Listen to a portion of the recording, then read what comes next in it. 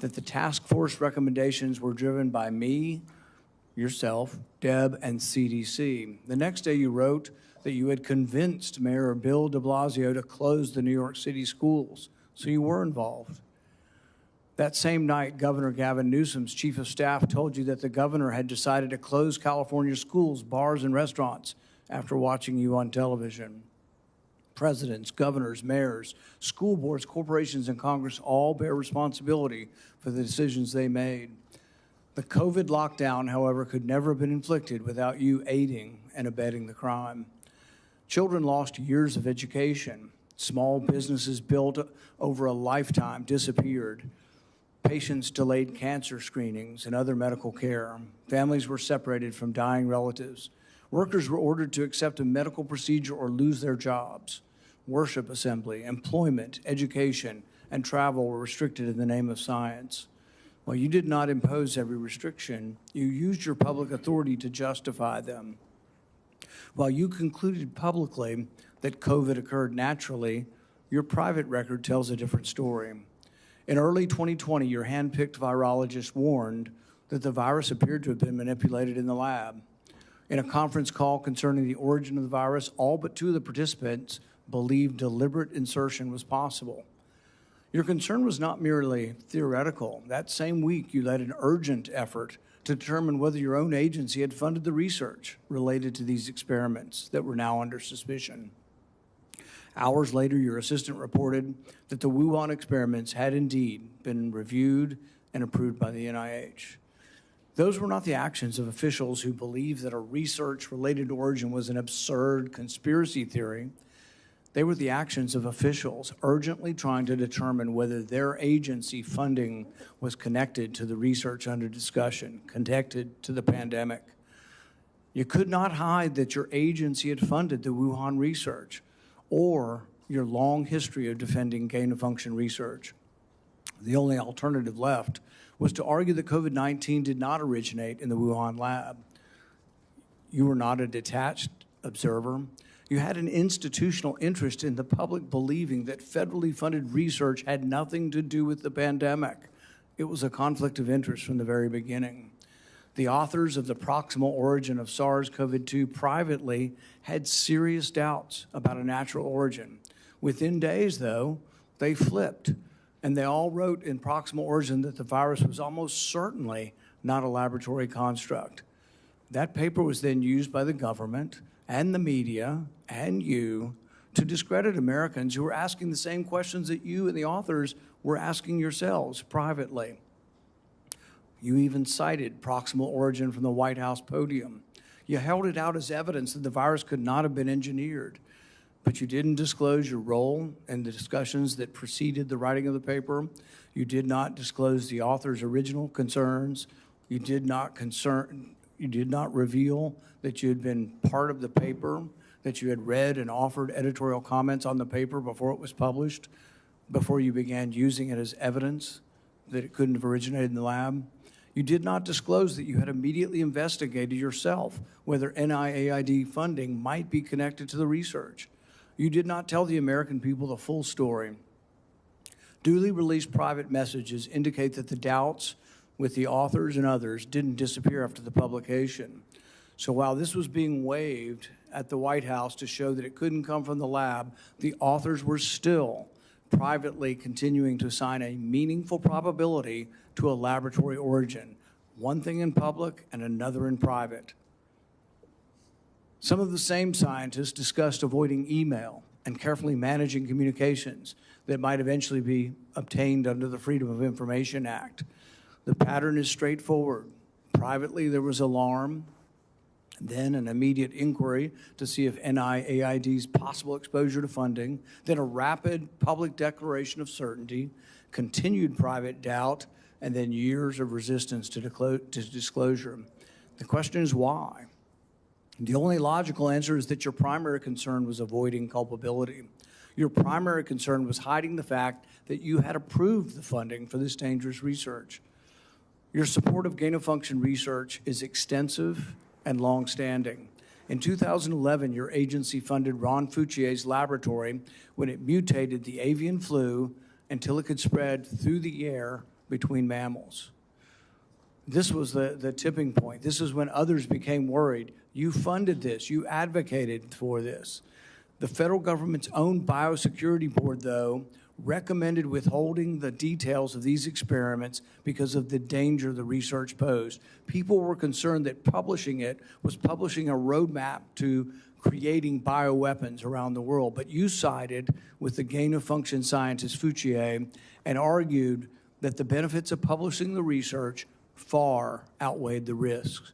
You defended this avian flu transmissibility experiments as critical research. You wrote that even if a scientist became infected and triggered a pandemic, the benefits of the gain-of-function experiments outweighed the risk. In 2014, your agency, NIAID, began funding the Wuhan bat coronavirus work. In 2015, Ralph Barrick and the Chinese scientist Shi Zhengli published NIAID-supported research combining a bat coronavirus spike protein with a SARS backbone. The resulting virus could infect human airway cells. It's a novel virus that now can infect human cells. It gained transmissibility, it gained function. In 2018, the same group of scientists, EcoHealth, Barrick, Shi, and their collaborators submitted the diffuse proposal, which involved the insertion of a furin cleavage site into the coronavirus. DARPA rejected it as too dangerous. When COVID was sequenced, though, early on in January of 2020, within days, scientists discovered that, lo and behold, it had a novel furin cleavage site, just as had been proposed in the diffuse project. This was either an extraordinary coincidence or a smoking gun, evidence that the Chinese had created COVID-19. It made the laboratory origin question more legitimate, and it made your categorical public denials indefensible. On May 11th, 2021, you told the Senate, the NIH has never, ever, and does not now fund gain-of-function research in Wuhan, in the Wuhan Institute of Virology. When I gave you the opportunity to correct the record, to reconsider the statement, you responded that you had never before lied to Congress. We were then told that only the government's narrowest regulation of definition counted here, that you could define gain of function in one way in which this wasn't gain of function, in which all of the common sense of the world would be thrown out, all of the idea that the mice were dying and the virus was more transmissible didn't matter because you had a technical definition that allowed you to fund it. But the real question is, was it dangerous? Was it a wise decision to fund this? And you haven't deviated from that. You've never admitted that it could have been a mistake funding this research in China.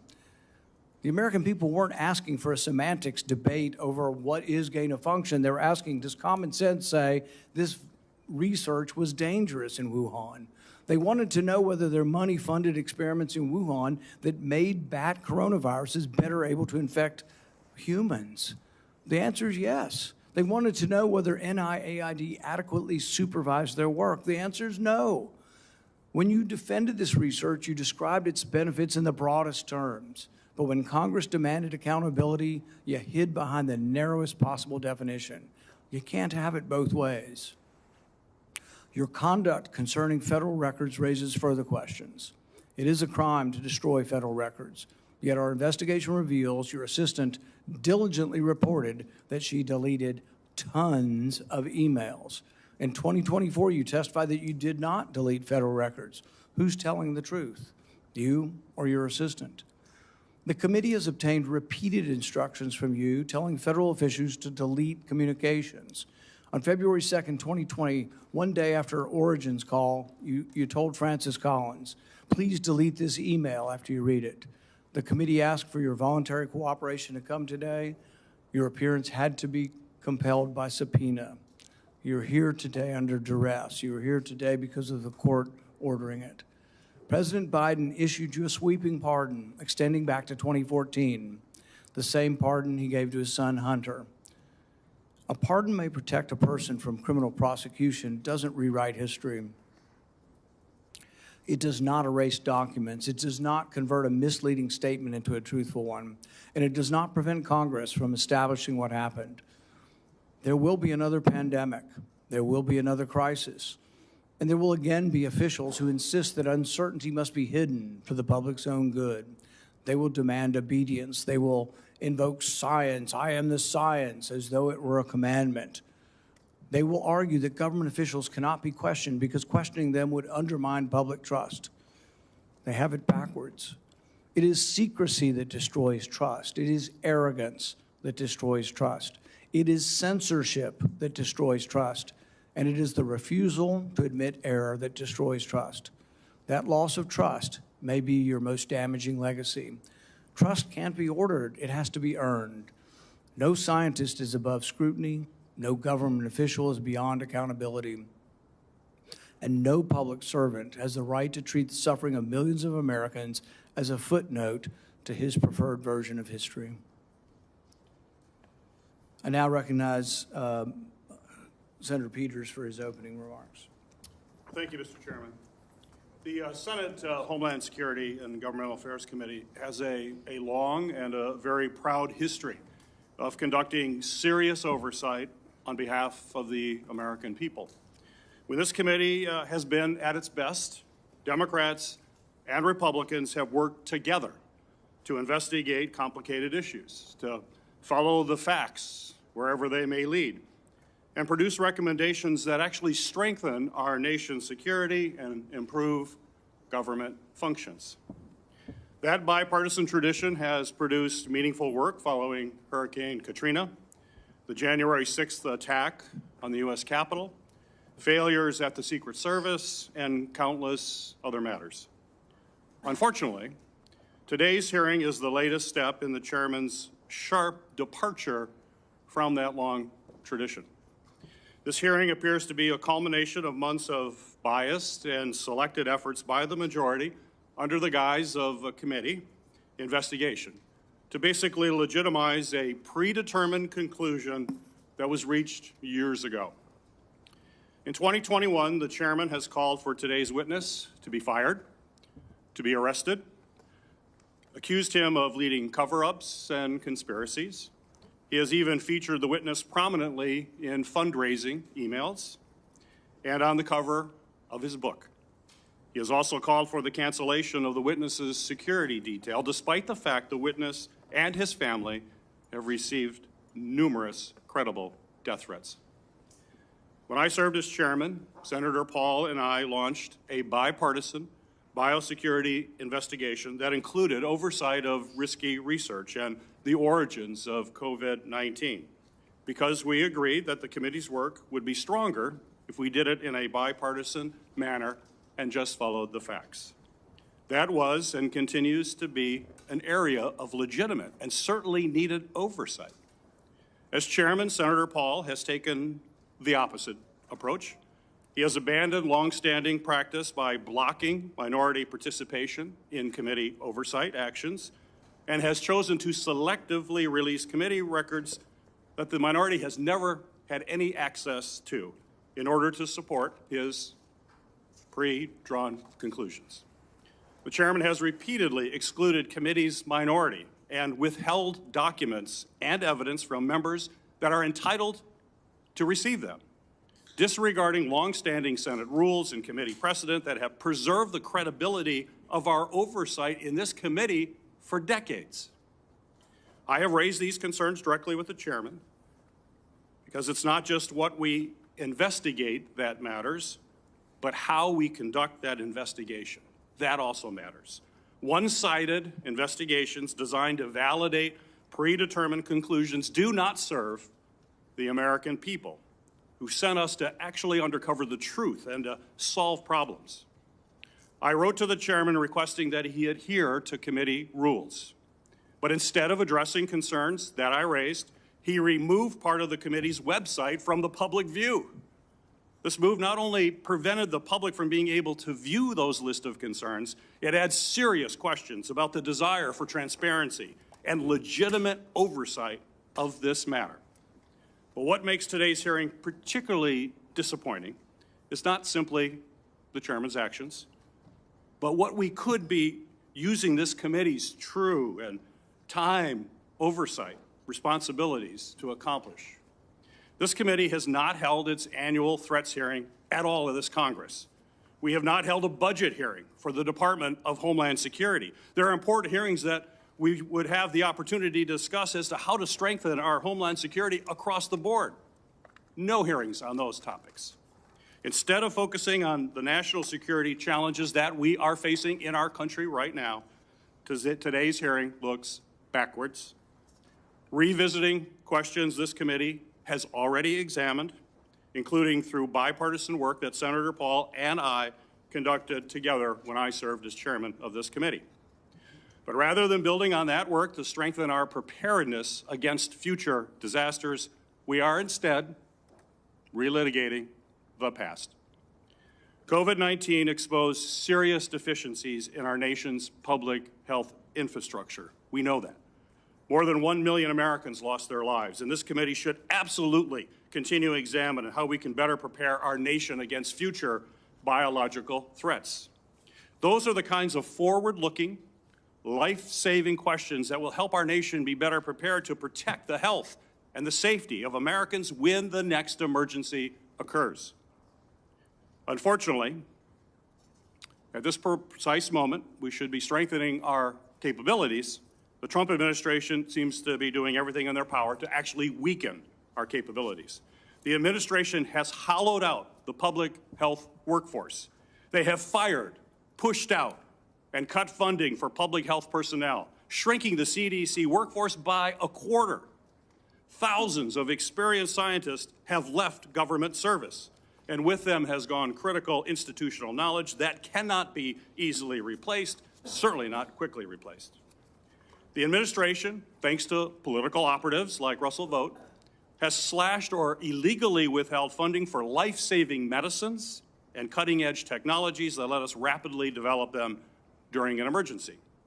Mr. Vought is now further politicizing the federal grant-making process, proposing to subject all federal grants, including those for disaster relief, housing development, and cancer research, to the whims of political appointees, not nonpartisan experts. All of this has left the American people more vulnerable to infectious disease threats, and we are already tragically seeing the consequences.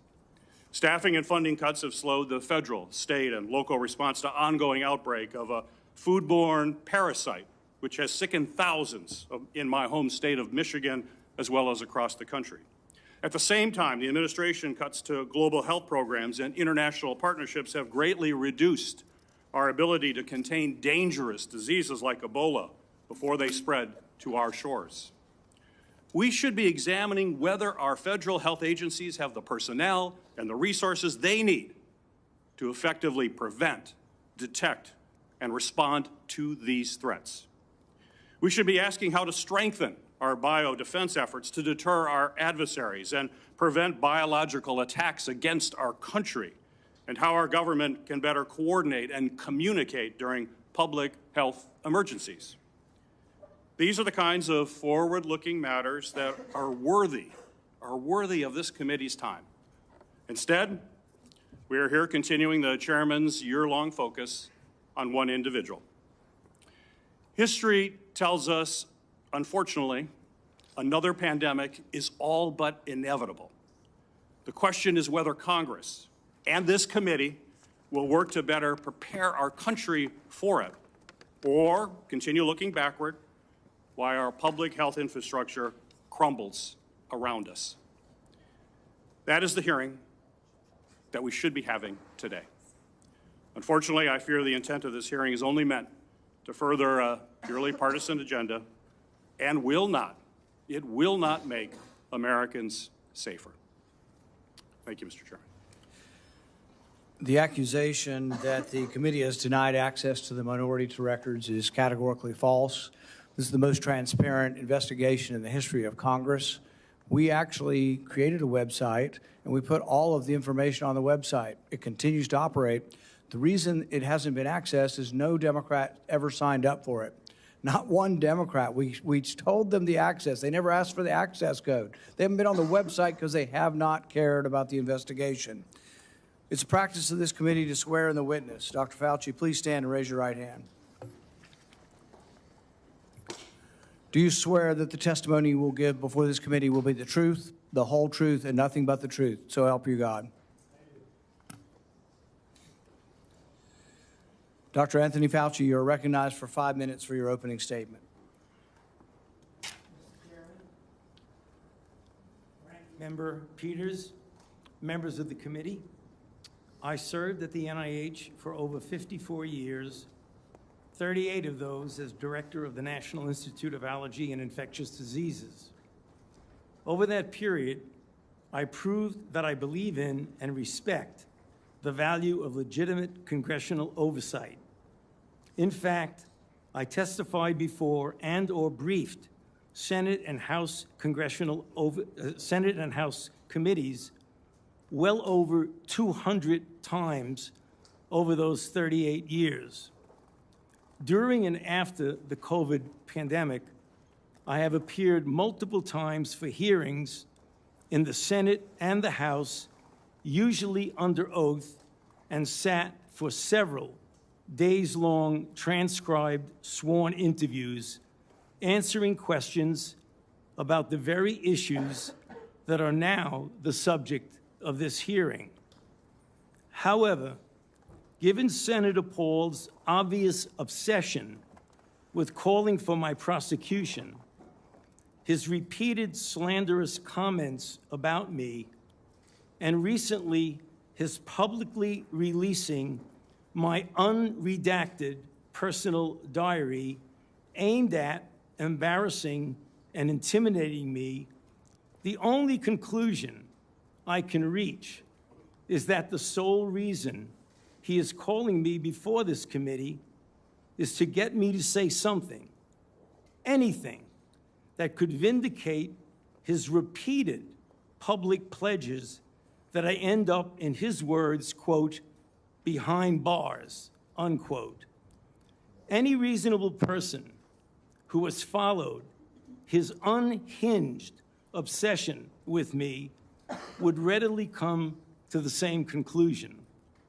Therefore, although it pains me to do so, because of the respect I have for the legislative branch of government and my decades-long record of cooperating with Congress, under the advice of my attorneys, I will invoke my right under the Fifth Amendment of the Constitution to refrain from answering your questions. Thank you. We will now begin a round of questioning. Dr. Fauci, your testimony today is compelled by a lawful subpoena. As you know, it's a crime under 18 U.S.C. Section 1001 to knowingly make a material false statement to Congress, with a penalty up to 5 years of imprisonment. Understanding that you are under oath, the American people would like to understand your reasoning, your rationale for why you chose to fund the research in Wuhan. There have been, intelligence agencies, the CIA, the FBI, the DOE, have all come to the conclusion that more likely than not, the virus came from the lab in Wuhan. And so we'd like to know, what was the rationale? What was the discussion? How, what went behind the decision to fund the research in Wuhan? How did you come to the conclusion that a totalitarian country would be capable of doing this in a VSL-2 lab, a lab that lacked the security? What was the reasoning? And are you sorry, basically, for making the decision? Would you, given another chance, say, well, gosh, circumstances now, as I know it, maybe it wasn't a wise thing. Can you explain to the committee why you chose to fund this dangerous research in China? On the advice of counsel, I respectfully decline to answer based upon my rights under the Fifth Amendment of the Constitution. In the red folder on your table is a copy of Section 192 of Title II of the U.S. Code. Your counsel has been provided a copy as well. That section makes it a crime for a witness appearing under subpoena to refuse to answer any questions pertinent to the question under inquiry. Do you have that in front of you? On the advice of counsel, I respectfully decline to answer based upon my rights under the Fifth Amendment of the Constitution. Let the record record that the witness has refused to answer whether there's a folder in front of him based on his Fifth Amendment right. It is true that you're appearing under direction of our subpoena to provide testimony on matters under consideration by the committee, including the origins of COVID-19, risky life sciences research, and your tenure as a federal government employee. Additionally, you've been provided a full and unconditional pardon dated January 19th, 2025, for any offenses against the United States which may have been committed or taken part from January 1st, 2014 through the date of the pardon for a 10-year period, arising from or in any manner related to your service as Director of the National Institute for Allergy and Infectious Diseases, as a member of the White House Coronavirus Task Force, or the White House COVID-19 response team, or as Chief Medical Advisor to the President. Have you refused this pardon, or do you have any reason to believe this full and unconditional pardon, this grant of immunity, would somehow require you to plead the Fifth Amendment? On the advice of counsel, I respectfully decline to answer based upon my rights under the Fifth Amendment of the Constitution. Based on the facts presented, I'm going to direct you to answer the questions. The committee has issued a valid subpoena. They've requested your presence here. The questions are very pertinent to your decision-making as head of NIAID, as well as a chief advisor to the president. Do you still refuse to answer the questions? On the advice of counsel, I respectfully decline to answer based upon my rights under the Fifth Amendment of the Constitution. Let's do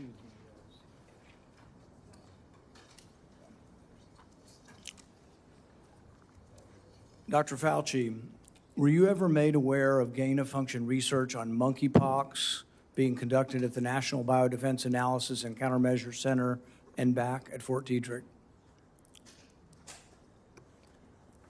On the advice of counsel, I respectfully decline to answer based upon my rights under the Fifth Amendment of the Constitution. Dr. Fauci, did the CIA ever transfer funds to NIH under an interagency agreement? On the advice of counsel, I respectfully decline to answer based upon my rights under the Fifth Amendment of the Constitution.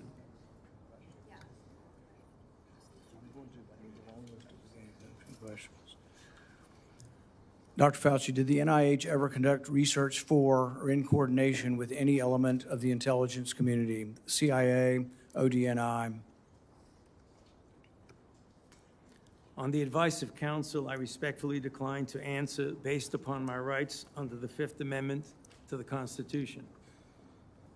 The reason why these questions are important is, President Trump has done a ban, and we're glad that he did a ban on gain-of-function research. So we're better off than we were when we had an advocate serving as head of NIAID, an advocate for gain-of-function research. There is still, though, a question, though, whether or not the intelligence community is adhering to that order.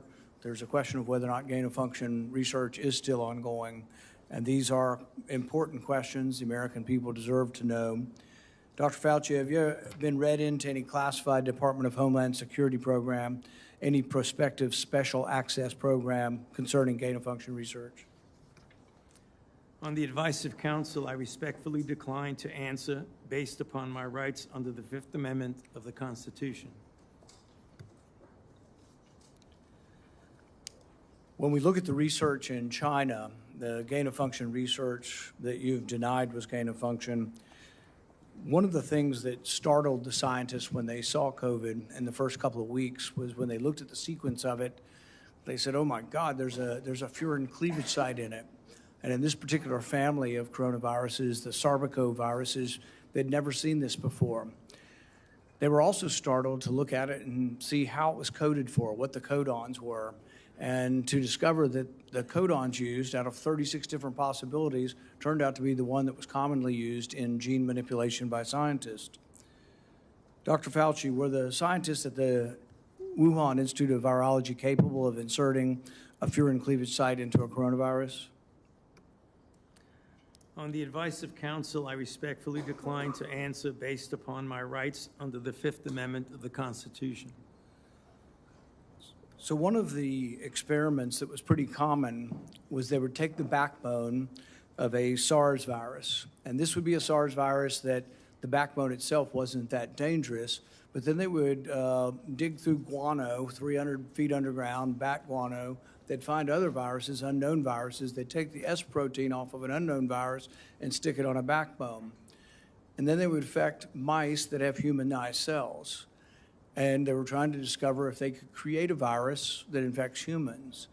Now, many people would say, well, gosh, that doesn't sound like a really good idea to create viruses that don't exist in nature to see if they'll infect human cells. What if one escaped? What if you keep infecting this and do serial passage, you actually adapt the virus to be infectious to humans? So the question is whether or not Dr. Fauci, the Wuhan Institute of Virology, was combining an S protein with one virus with the backbone of others, and could this lead to a virus, maybe it wasn't even predicted, but could it lead to viruses that gained in function and then could lead to a pandemic?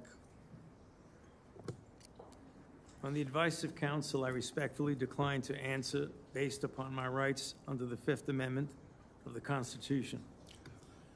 One of the arguments that you and others have made against this virus coming from the lab is it couldn't have come from the viruses that have been published.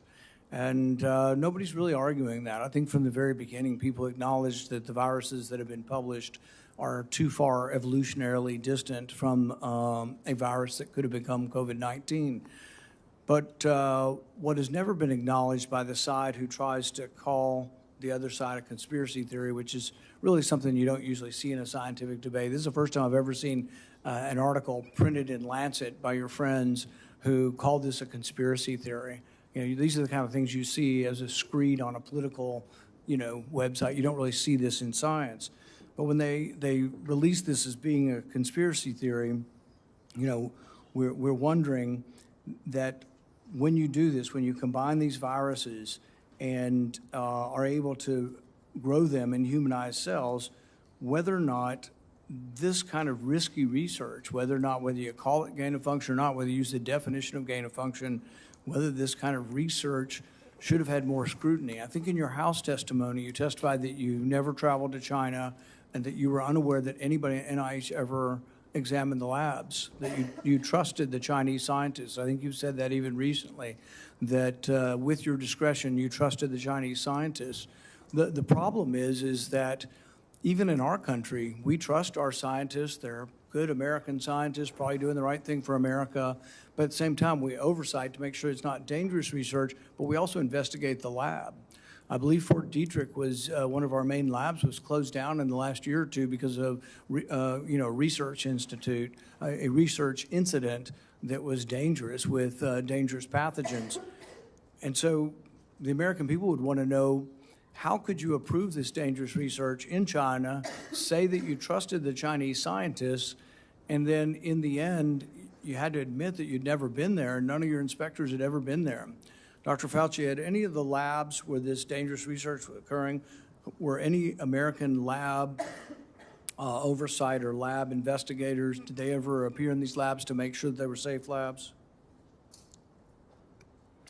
On the advice of counsel, I respectfully decline to answer based upon my rights under the Fifth Amendment to the Constitution.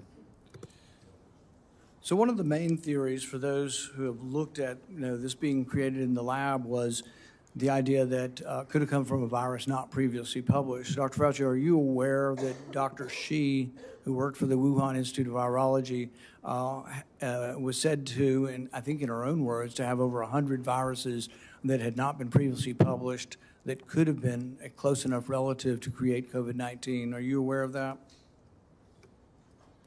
On the advice of counsel, I respectfully decline to answer based upon my rights under the Fifth Amendment to the Constitution. Under your testimony previously, when you denied ever having funded gain of function in China, it was so adamant as to be striking, to leave no room for any interpretation of what is or isn't gain of function research. But there's another important question. Did you fund gain of function research in other biolabs around the world? On the advice of counsel, I respectfully decline to answer based upon my rights under the Fifth Amendment to the Constitution. The one research project that we do know you did fund is the one that Ron Fauci did. And it's important to talk about because this sort of was the beginning of the debate over gain of function. This wasn't just me. I wasn't even aware of the debate 10 years ago. This was other scientists. Over 200 scientists at the Cambridge Working Group signed a protest because they didn't think you should fund the research, and they didn't think it should even be published because it was sort of a roadmap as to how to make a bioweapon. So what they did was the avian flu, and this is important. It may be the most important question we get to here today. The avian flu has about 50% mortality for humans. The good news, though, about animal viruses is they don't infect humans very well. It will infect humans, but doesn't go human to human very well. Ron Fauci, with the money that you provided to him, did an experiment where he caused purposeful mutations to create a new virus, an avian flu that didn't just infect birds well, but actually infected mammals well, went ferret to ferret in an aerosolized manner. People saw this and were aghast, at the decision-making process that you decided to fund this. But this is when, the debate came about, and you wrote in support of this in the Washington Post, and you said, even if a scientist is bitten, even if a pandemic should occur, the knowledge is worth the risks. Do you still stand by that? Would you like to qualify at all whether or not the knowledge of gain of function is worth the risks, particularly in this case, since we now know 15 million people died worldwide? Many people believe this came from the lab. Do you think that the risks really are worth the benefits for gain of function research? On the advice of counsel, I respectfully decline to answer based upon my rights under the Fifth Amendment to the Constitution. All right. We're going to finish with this question, and it's based really on that statement, that general statement in your support for gain of function, the idea that the benefits outweigh the risks. So there are many other people who disagree, and they aren't politicians, they're not, I don't know what party they're in. David Relman is probably one of the most esteemed, and he is a scientist at Stanford. He, I think, has classified clearance. He's been a consultant to our government probably for a decade or more. And he's written about this publicly. He says the opposite. He said that the risks of this research do not outweigh the benefits. He said the risks, we shouldn't do it. Richard E. Bright, who's been involved in this debate for 2 decades, says the same thing. Says we really shouldn't be doing this at all. There's a quote also by, the Kevin Esvelt quote is that at the very end.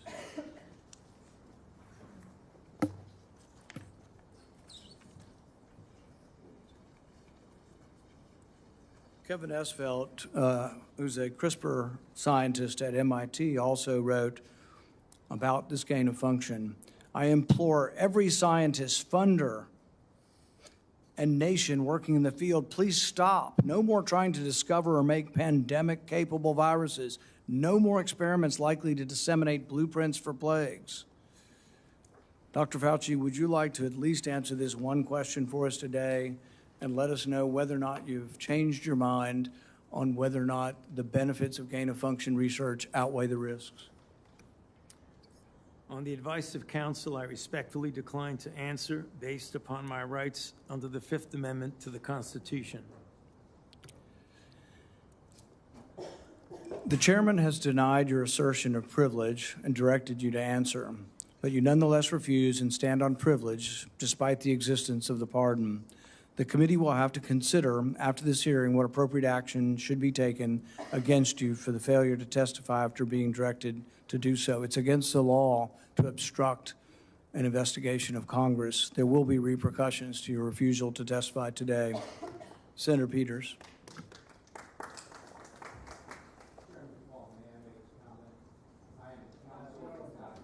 You're not recognized. You're not recognized. If you are unruly, you will be removed from the proceeding. You are not recognized, and you are not recognized, sir. Sir, you are not recognized. You are not recognized. Security, we'll hold off, but you will respect these proceedings. You were told not to sit at the table. You insist on sitting at the table, and we told you you would not be recognized. You are not invited here for testimony, sir.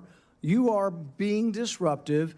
Would you behave this way in a courtroom? No, because the judge would put you in jail. I can't do that today, but I can have you escorted from the premises. So I would say, sir, sit quietly and don't say another word.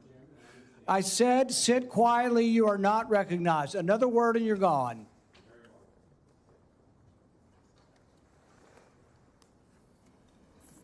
So, Mr. Chairman, I'd like to hear what the attorney has to say. He is not recognized by the committee or the chair. If he speaks again, he will be removed from the room. This testimony is from Anthony Fauci. This is not a game with his lawyers.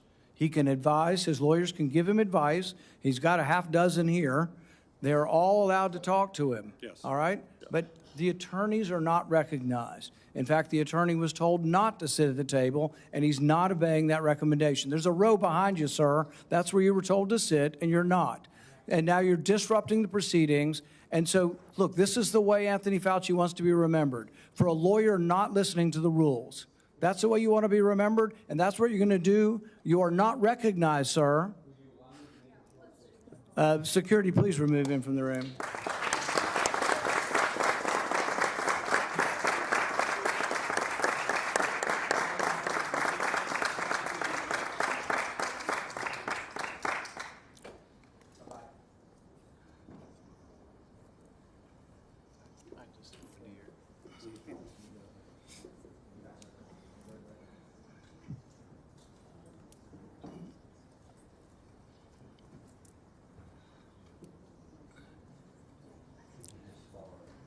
Let the record state that Dr. Fauci will still have the advice of the other half a dozen attorneys that he brought along today.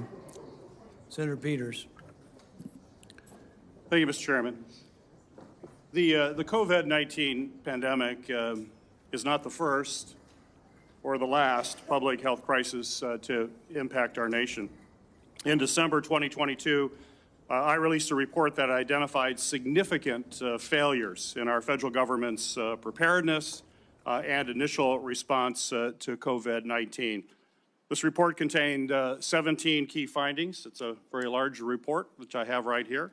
It contains 17 key findings and corresponding recommendations, including the need to invest in sustainable domestic manufacturing capabilities for critical medical supplies, build the infrastructure needed to surge testing capacity for infectious diseases, and robustly fund public health emergency preparedness and responses across all levels of government. Unfortunately, multiple administrations, including the current Trump administration, have failed to fund or to reform our health preparedness. This is something that I would hope the committee in the future would investigate. It needs to be taken a look at. It also feels like a new public health threat is hitting us every month. There's a foodborne parasite affecting thousands of people in Michigan and across the country, and our federal agencies still haven't fully pinned down the source of that outbreak. Measles cases in this country are at the highest they've been in 35 years. More children are getting sick and even hospitalized from this preventable disease. Over 1,000 people have died from the Ebola virus in Africa, and we don't know how widespread this crisis actually is. We have a hantavirus scare on a cruise ship, and though it hasn't made headlines in the way that the screwworm threatening our food security has, I remain concerned about bird flu that is also spreading and could one day cause a pandemic. This is also something this committee should be investigating and holding hearings on. Since January 2025, the Trump administration has taken a number of actions to drastically weaken our ability to fight infectious diseases and biological threats that endanger Americans. These actions are both incomprehensible and are also inexcusable. They include slashing funding for public health and infectious disease research, canceling contracts for cutting-edge vaccine technology, shutting agencies responsible for tackling infectious diseases around the world, firing thousands of federal employees with keeping our communities and our medicines and our food supply safe, and injecting political appointees in what should be non-political grant-making functions. That is something this committee should be looking at. I could go on. I could go on all the topics that we need to be looking at moving forward to protect this country. We're not doing that in this committee. That's what this committee was designed to do. It's what it has done throughout history. It has done it in a bipartisan way. We should get back to that and think about the future of this country and keeping this country safe. When a crisis like COVID-19 strikes, we have an obligation to examine what went right and what went wrong to provide accountability for the American people. Congress certainly has done that. Between the House and Senate, nearly 20 different committees, including this committee, as I mentioned, have conducted oversight of the COVID-19 pandemic, conducting transcribed interviews, holding dozens of hearings, and released more than 10 reports. Today's exercise, unfortunately, is a stark departure from those largely bipartisan, legitimate efforts.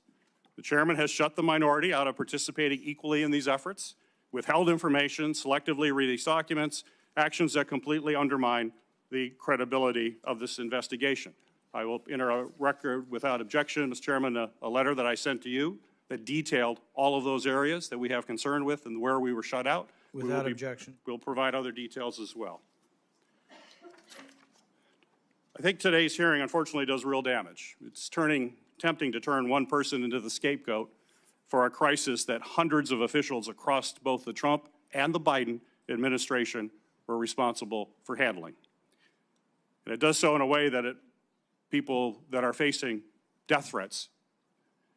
This is only going to, unfortunately, deter other scientific experts from public service to understand that this is what they would have to go through as they provide their advice to us. We're not going to make our nation safer, and I hope that we can restore by doing these kinds of activities, and I hope that we can restore our legitimate bipartisan oversight that's going to help strengthen our public health and pandemic preparedness and other homeland priorities. That's what this committee needs to focus on. It hasn't the last year and a half. Let's hope it does in the future. Thank you, Mr. Chairman. Senator Johnson. Thank you, Mr. Chairman. Dr. Fauci, I hope the American people listen very carefully to Chairman Paul's opening statement. I think it's a stunning indictment of the actions you've taken that have been so destructive to global health. I certainly understand why you needed a pardon. I certainly understand why, on the advice of counsel, you're not answering any questions, because I think it would be almost impossible for you to answer the questions truthfully without really demonstrating what you did, your culpability, self-incriminating. We have, all of us, has prepared a lot. I've been deluged with questions to ask Dr. Anthony Fauci. There are so many legitimate questions that deserve answers, and now you're not willing to provide those answers. So with my limited time, I'm going to talk about things that my investigation have revealed that have not been adequately answered and, quite honestly, haven't been adequately covered by the legacy media. I'll kind of combine the questions into kind of one, but you know, I certainly, let's put up the last COVID chart. I was warned pretty early on about the dangers of the experimental gene therapy that you've called a vaccine, but it really falls under the definition of gene therapy. So I was going to ask you, I mean, were you carefully monitoring the safety surveillance systems like VAERS and vSafe that literally were deluged with complaints? You know, currently, worldwide, there have been almost 1.7 million adverse events reported to the VAERS system. Of those, over 39,000 were deaths. And of those deaths, 24% occur on the day of vaccination within 1 or 2 days. 24%, which, by the way, just happens to be the same percentage that a Rasmussen poll pointed out the American public believe 24% of the American public believe they know somebody who died of the experimental gene therapy. So again, I was certainly interested in asking you whether or not you were following this as carefully as I was. It's not my responsibility to follow safety surveillance systems, but I did. And by the way, when I published, this is actual government information. When I published it and people had me on their shows, they would be censored by Facebook. They would be deplatformed. I think largely at the behest of the actions you took to make sure that disinformation wasn't spread. This wasn't disinformation. This was the truth. So I was going to ask you whether you knew Dr. Marks. I think you do know him. He's the head of CBER. He's the man who is in charge of approving vaccines and surveilling for the safety. My investigation shows that on March 1st of 2021, less than 3 months after the emergency use authorizations, he was warned by Dr. Anna Scharsman, data mining expert, that the algorithm they were using to analyze VAERS data was going to hide in mass safety signals. 26 days later, and 3 months consecutively after that, they did data runs with a new algorithm that unmasked those safety signals. They showed dozens of safety signals, including sudden cardiac death, cerebral artery occlusion, basal ganglia stroke, agonal rhythm, Bell's palsy, and pulmonary infarction. Your diaries now show that you actually suffered pulmonary infarction in, I think, probably June 2021. I was just wondering whether it ever went through your mind that maybe that injection, all those boosters you took, might have caused that. And the question I was going to, and I'll ask this question, were you ever made aware of the fact that Peter Marks was warned that the algorithm was going to hide the safety signals? And were you told that senior FDA officials were given shown dozens of safety signals associated with the COVID injection? On the advice of counsel, I respectfully decline to answer based upon my rights under the Fifth Amendment to the Constitution. Next area I want to go through is in that same month of March 2021, an employee at NIH, Dr. Nath, led a team of researchers who were diagnosing and treating individuals who'd never had COVID but were severely injured by the genetic therapy injections. Dr. Nath told those individuals, stay quiet. We want to make sure that we gather all the information and then release it to doctors so they can treat people like yourself. There was a concerted effort, and I'll enter this into the record. It appears inside NIH to quash Dr. Nath's publishing of that study. It finally was put on a preprint server with telling no one, and I think about May of 2022.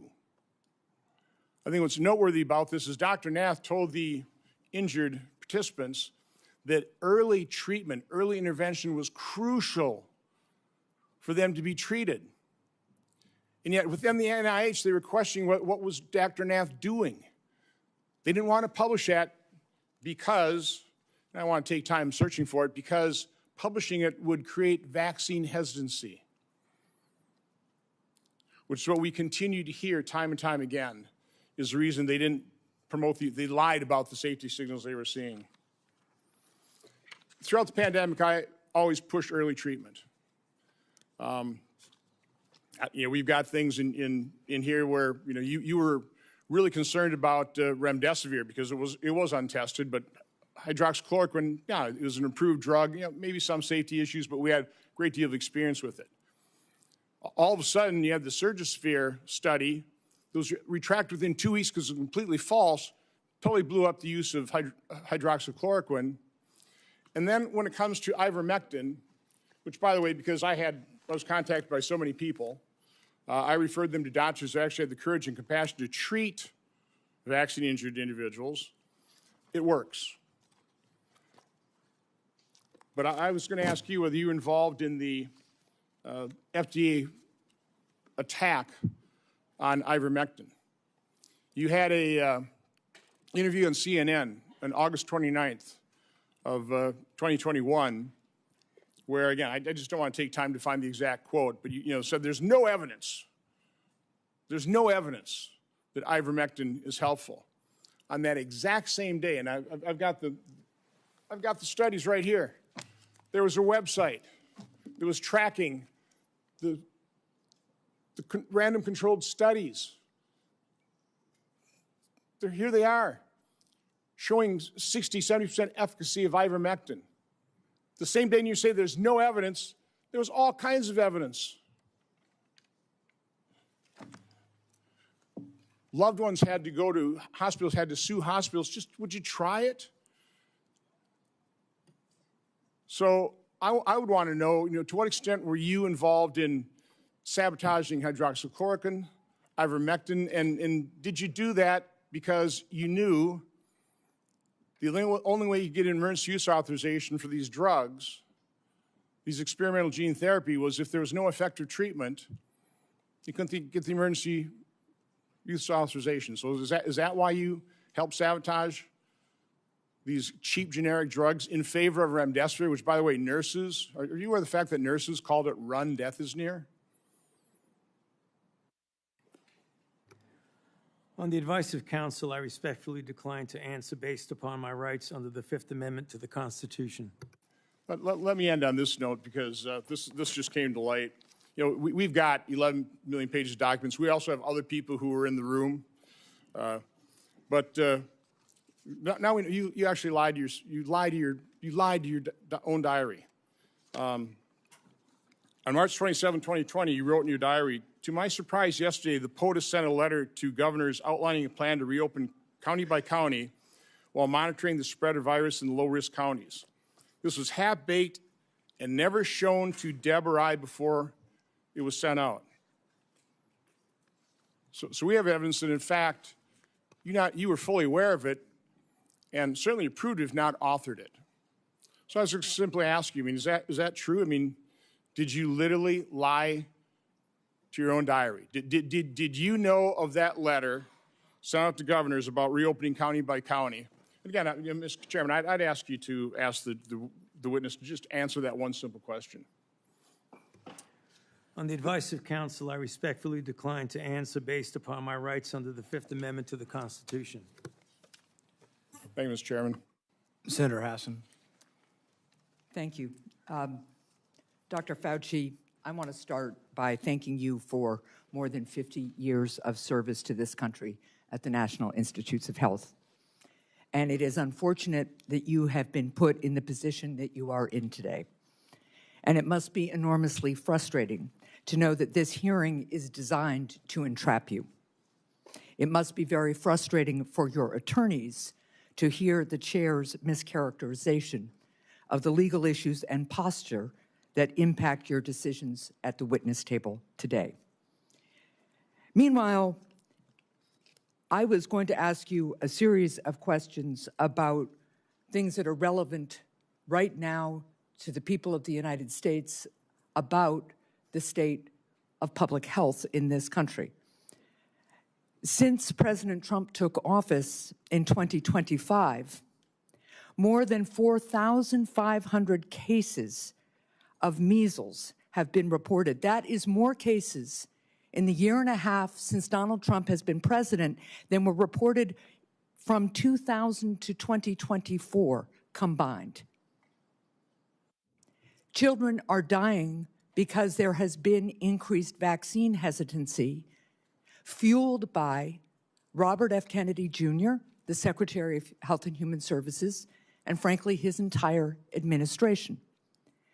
Thousands of people in the United States of America have been sickened by a food-borne parasite, and the outbreak is nowhere near under control, as staffing at the FDA and other critical public health entities has been slashed by Russell Vought and Elon Musk.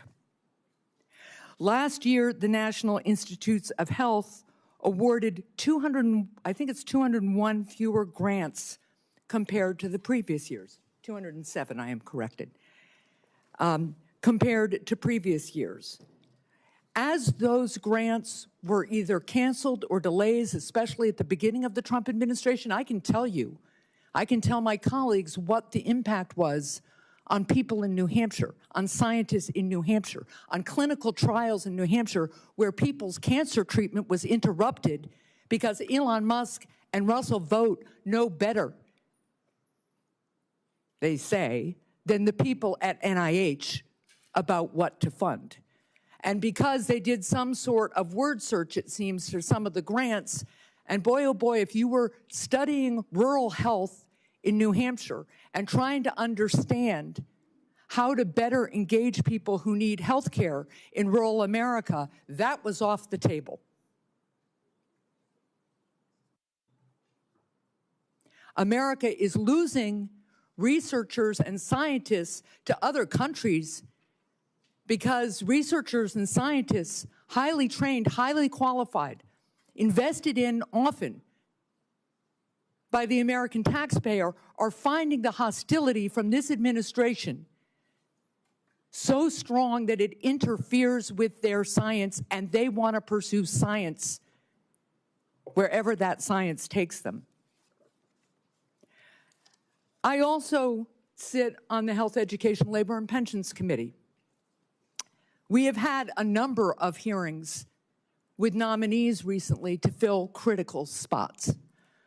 One of those nominees is Dr. Erica Schwartz, a brilliant woman, medical degree, biomedical engineering degree. I think she also told us she has a law degree and a master's in public health. She was a 2-star admiral in the United States Navy, an experienced doctor.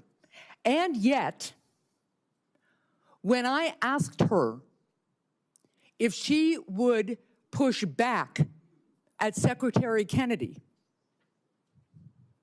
if he instructed her to suspend the promotion of the flu vaccine as he did at some point in the last few months, there's an email to prove it, she couldn't answer that question. She either could not, would not, or had been bullied into evading a question about whether she, as the director of CDC, would stand up to Secretary Kennedy, the most unqualified Secretary of Health and Human Services this country has ever seen, and more than unqualified, somebody who pursues conspiracy theories, degrades people with disabilities, and continues to promote disproved science. That's the state of healthcare and public health in this country right now, not to mention the $1 trillion or so of cuts to the Medicaid program that is decimating healthcare in my state and decimating it around the country, not to mention the refusal of my colleagues and this administration to extend critical tax cuts for people who are trying to afford insurance on the Affordable Care Act. I just was at one of my community health clinics, and they are reporting fewer and fewer people coming in for care, disrupting care because they can no longer afford health insurance. And that is impacting, of course, the revenue stream to the community health clinic, their ability to hire and pay people, their ability to take care of their community. That's what I wish we were having hearings about in this committee and in the Health Committee. That's what I wish we were trying to address in a bipartisan way. But instead, we are here in an attempt to entrap you because you had a distinguished career trying to put Americans' public health first. With that, I yield. Senator Lackford. Mr. Chairman, thank you. Dr. Fauci, thanks for coming today. I know you're invoking your Fifth Amendment right, which you have the right to be able to do constitutionally, but thanks for coming and be a part of this. There are a lot of issues and a lot of questions that have come up, and hopefully in some day in the future, we'll be able to get all this clarity to be able to pull together. There were over 1 million Americans that died from COVID. You know that well. You were tracking the numbers literally every single day, those affected and those that died from the earliest days. There are a lot of lessons that we've got to learn from this, that we should put into history to be able to determine what happens in the future, how do we respond in the future, how do we deal with something like this again? It was uncharted territory for everyone. But I would tell you, countless families, including my own, watched a loved one die behind glass or through a screen because we couldn't get access to them. Children couldn't get to school. People missed their prom or graduation ceremonies. There were lots of things that happened that dramatically changed the future of the country. The mental health issues that we have continued to deal with from the isolation have been profound. Even something as simple as children that wore masks or were around adults wearing masks for all that time are slower in learning language now because they couldn't watch someone's lips moving, and so they're slower in that. Amazingly enough, churches and places of worship were forced to be closed down. There were even churches that met where the pastor preached in the parking lot and the congregants all met in their cars with windows up, and police came and scattered them and said, "You can't be here." The simple act of social distancing became an issue as everyone guessed what's the right distance to be away from someone else. Literacy rates have declined. All these things are results, not to mention the loss of lives and the health experiences that have been out there for many Americans. So there are legitimate questions. I wanted to be able to raise some of those, to be able to walk through some of this, because it has been very, very challenging. As we've gone through some of your notes and your diary and other things that are out there, we're trying to be able to pull bits and pieces of things to be able to learn lessons. On May the 6th, 2020, you wrote at that time, I had a conversation with Robert Redfield, who, as you know well, was then the director of CDC, about the fact that greater than 1 million children worldwide have missed their measles vaccination because of the shutdown. You stated, this is terrible and needs to be addressed, since on that basis alone, there would be far more excess deaths from measles among children than coronavirus deaths among children. I need to bring this up to the TF, the task force. Did you ever have an opportunity to bring up the potential of measles deaths among children and an infection rate going around the world from measles based on the fact that so many children would not get their measles vaccine because of the shutdown? I'm sorry, Senator, but on the advice of counsel, I respectfully decline to answer based upon my rights under the Fifth Amendment to the Constitution. That is your right to do. One of the big issues that's really coming up is on the lab issue. This was greatly discussed about whether this came from a lab or whether this came from nature. There are obvious issues and differences between the two to be able to know this. You had a lot of conversation on this. Scientists around the world were in conversation on this. There were different statements that you even made in your private notes and your public notes on it. In January the 26th of 2020, this is before we had our first tragic death of coronavirus in the United States, you wrote, it now appears using epi data that the genomic data, the first infection was in early December and was not connected to the market, which was the big rumor that was out there, was this wet market in China. We know the market was not the source, it was the amplifier. On January the 31st, you wrote about a phone call. You wrote the people on the phone felt the mutations around the furin cleavage site of the spike protein could not have occurred naturally, since it would require an evolutionary jump that they found nowhere in bat isolates. They bring up the possibility this could have been deliberately inserted and either accidentally released or deliberately released by a crazy person in the lab, the former being the most likely. February the 1st, same year, 2020. This is, again, still before our first death. There was not total agreement about the likelihood of deliberate insertion. Ron said he was sure that this could occur naturally, and we should not waste our time and divert our effort to pursue this. This is expected of him, since he was the original gain-of-function person with Yoshi. Also, Christian was with Ron. The rest felt deliberate insertion was possible, and given the fact that Dr. Jingling Shi at the University of Wuhan has been working for years in gain-of-function in coronaviruses to allow adaptation of the spike protein to bind to the human ACE2 receptor, we could not let this go. That's a remarkable statement for February the 1st of 2020, when there hadn't even been the first death here, but we knew something was moving. You knew well that something was moving. You identified February the 1st before any of us had ever heard of the Wuhan lab. Not only the Wuhan lab in the conversation, but literally the scientist that you named in your own notes, the lead scientist that was there. It's interesting to me on that, and the questions I was going to ask you was just your background and knowledge about the Wuhan lab and Dr. Shi and all the details. I'm aware of where you have been on trying to be able to plead your Fifth Amendment right, which is your right to be able to do.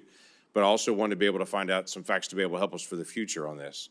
The Lawrence Livermore National Laboratory in May of 2020 put out a classified document that has only been recently unclassified on this, that had this statement: we assess all the necessary conditions for an accidental release of a laboratory-modified coronavirus, specifically a coronavirus adapted to recognize human cell receptors, were present at the Chinese Wuhan Institute of Virology in mid to late 2019.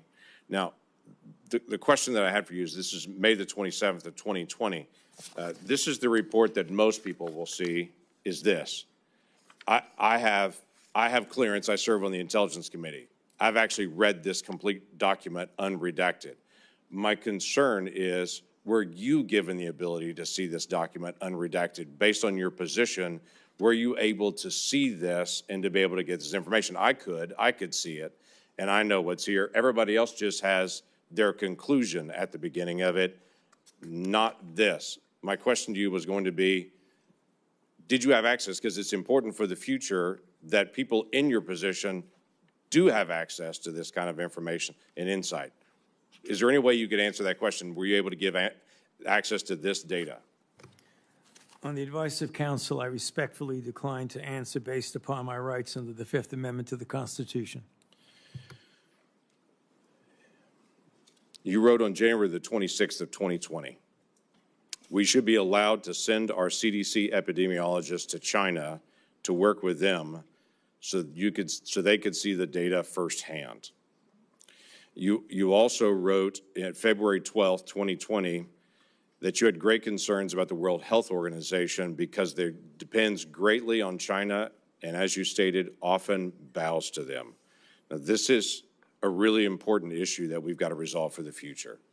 It's not just our cooperation with Chinese scientists, it's our acknowledgement that China covered up their data, wouldn't allow our scientists to be able to come in. They cleaned up the wet market, they cleaned up the other areas. They wouldn't allow you to get access to all the other scientists there, including their health records, what happened to them, or even all the sequencing that they had done in advance.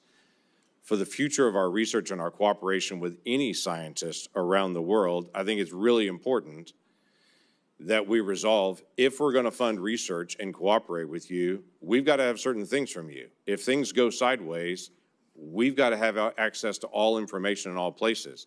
You were noting not only that China was affecting the World Health Organization and that China was bending them to their will, and so the World Health Organization was putting out data that you saw, at least at that point, as being from a Chinese perspective, covering up what was going on, but you also noted we weren't able to get access to all this information.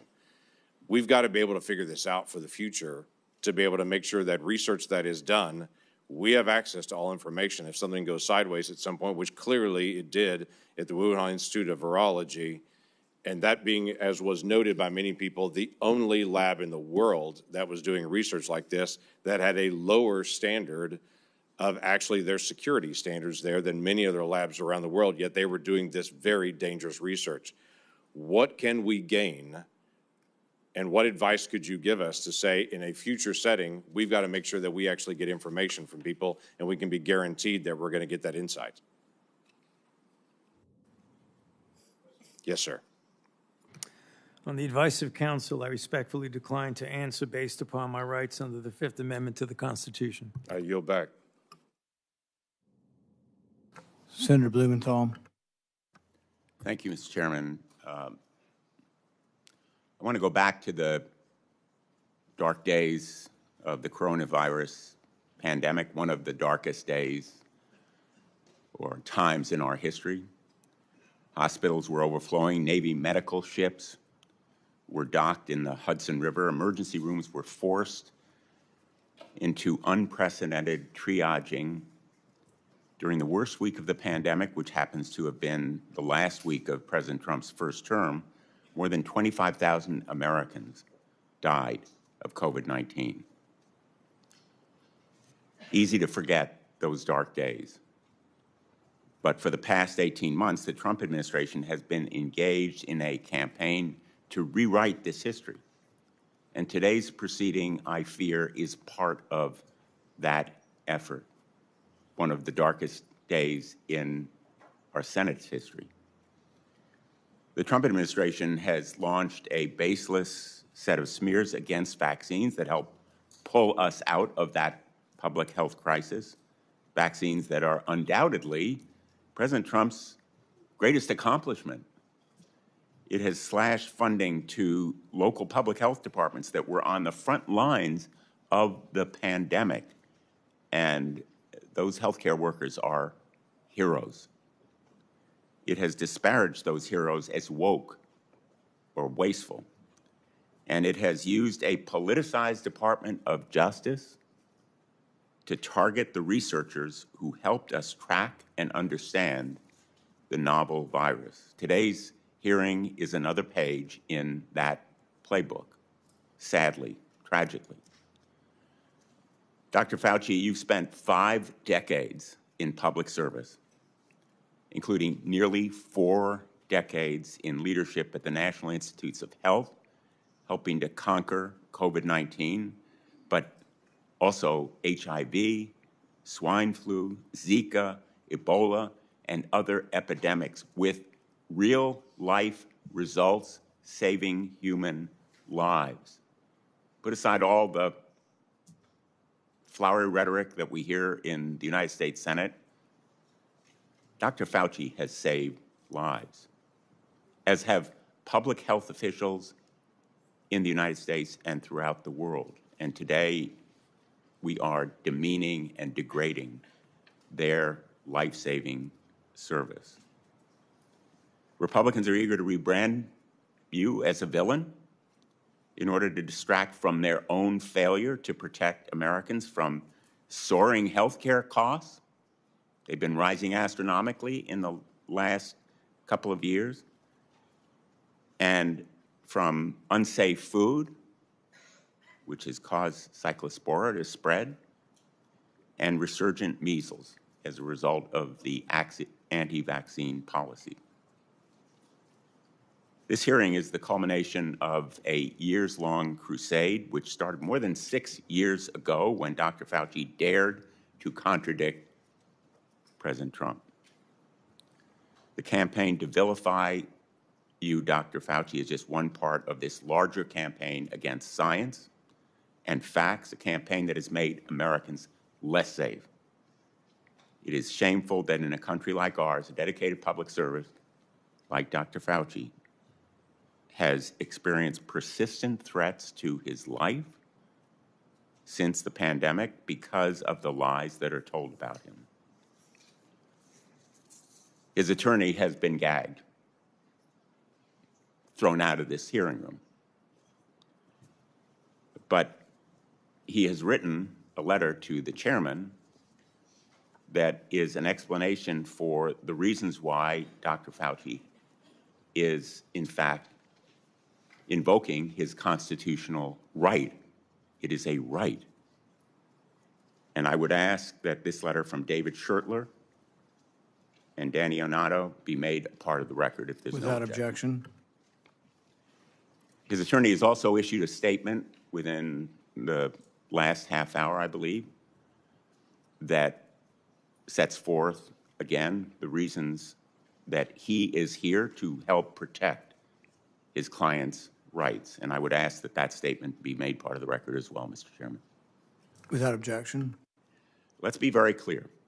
The Fifth Amendment is a right of everyone appearing before an authority like this one. It should be respected. And the reason that Dr. Fauci has invoked it, in the words of his attorney, quote, during and after the COVID-19 pandemic, Dr. Fauci appeared at least a dozen times for congressional hearings in the Senate alone in answer to questions about the very issues on which you purport to seek information. He has been thoroughly transparent and consistent in providing factual information to Congress, and he is deeply familiar with the processes and protocols of sharing information with the legislative branch. And then referring to the chairman, this years-long public crusade against Dr. Fauci makes one thing clear. This is not a serious effort to seek information from Dr. Fauci in a transcribed interview for a valid legislative purpose. You are single-mindedly fixated on Dr. Fauci, seeing Dr. Fauci prosecuted for imaginary crimes, and you are so invested in that outcome that you have created a personal brand around it. Those are the words of his attorney, and he cites as well the statements of the chairman, which indicate a clear intent that the result of this proceeding be a prosecution. Quote, "The power of some of us must be used for good, like putting Fauci in jail." That's from December 23, 2025. I want to give him a subpoena and a jail cell, also from December of 2025. The first was 2024. Those kinds of statements by the chairman of a committee in tweets certainly provide a well-founded fear that the proceeding underway is simply an effort to trap Dr. Fauci in some kind of criminal wrongdoing. That is not the purpose of a congressional hearing, not the valid purpose of a congressional hearing. During some of the dark days in this body, under Senator Joe McCarthy, it became standard operating procedure to seek that kind of prosecutorial objective. We should not be part of a rerun of that kind of effort. This attempt to rebrand one of the most challenging times in our nation's history is a short-sighted act of desperation that will leave us less prepared for the next pandemic. It is an insult to the memory of more than 1 million Americans who died from COVID-19. If there are valid scientific questions about the origins of this pandemic, COVID-19, about the kinds of steps that were taken to counter it, about the need for more preparation, they should certainly be addressed, but not in a show trial, not as part of a continuing vendetta against a single individual. And unfortunately, I fear that is what we are seeing today. America deserves better. Thank you, Mr. Chairman. In no courtroom in America can you have your witness plead the Fifth Amendment and then your attorney gets to testify. That's what that letter is. The attorney's complaining and testifying, saying, he didn't do it, the prosecution's unfair. You don't get to do that. That's one thing you give up when you take the Fifth Amendment. You say, I'm not going to testify. I'm not going to give you any information. You don't then get to put your lawyer forward to justify it. He can do it in the press, but you can't come and testify. He was not invited to testify, and he was out of order, and it was appropriate to have him ejected. Senator. Chairman Paul, thank you for doing this. I think I know in my state people have been asking questions about Dr. Fauci for years. So Dr. Fauci, your entry has made clear that you love being a hero, a celebrity, and here having the eyes of the world upon you. You loved every newspaper profile, every photo shoot, every fancy dinner with the elites. To many Americans who lost family members, who lost trust in our federal government, you're not a hero. Unfortunately, you're a villain. You made yourself the story and abandoned the American people to serve your own ego. To begin, I would like to talk about your relationship with David Muir. He was the senior advisor in the NIAID, Office of the Director, your office, for 16 years. He was your friend. He was a frequent guest at your house. You reportedly co-authored over 50 scientific articles with him. You turned to him first right after COVID-19 first occurred. Earlier this year, the Department of Justice charged him with conspiracy against the United States, in addition to other charges as part of a conspiracy to conceal information and falsify records to suppress alternative theories about the origins of COVID-19. Now, you've publicly kicked this man to the curb, saying, Dr. Morantz was not an advisor to me on institute policy or other substantive issues. So let's start with the use of personal Gmail accounts and David Moran's relationship with Peter Daszak. David Morantz tells Peter Daszak, president of Equal Alliance, and you've got this in front of you, it's Exhibit 1, and it's already in the record as part of this. It says, quote, P.S. I forgot to say that there's no worry about FOIA. I can either send stuff to Tony on his private Gmail or hand it to him at work or at his house. He is too smart to let colleagues send him stuff that could cause trouble. Dr. Fauci, did Dr. Moran's relationship with Peter Daszak concern you? Yes or no? On the advice of counsel, I respectfully decline to answer based upon my rights under the Fifth Amendment to the Constitution.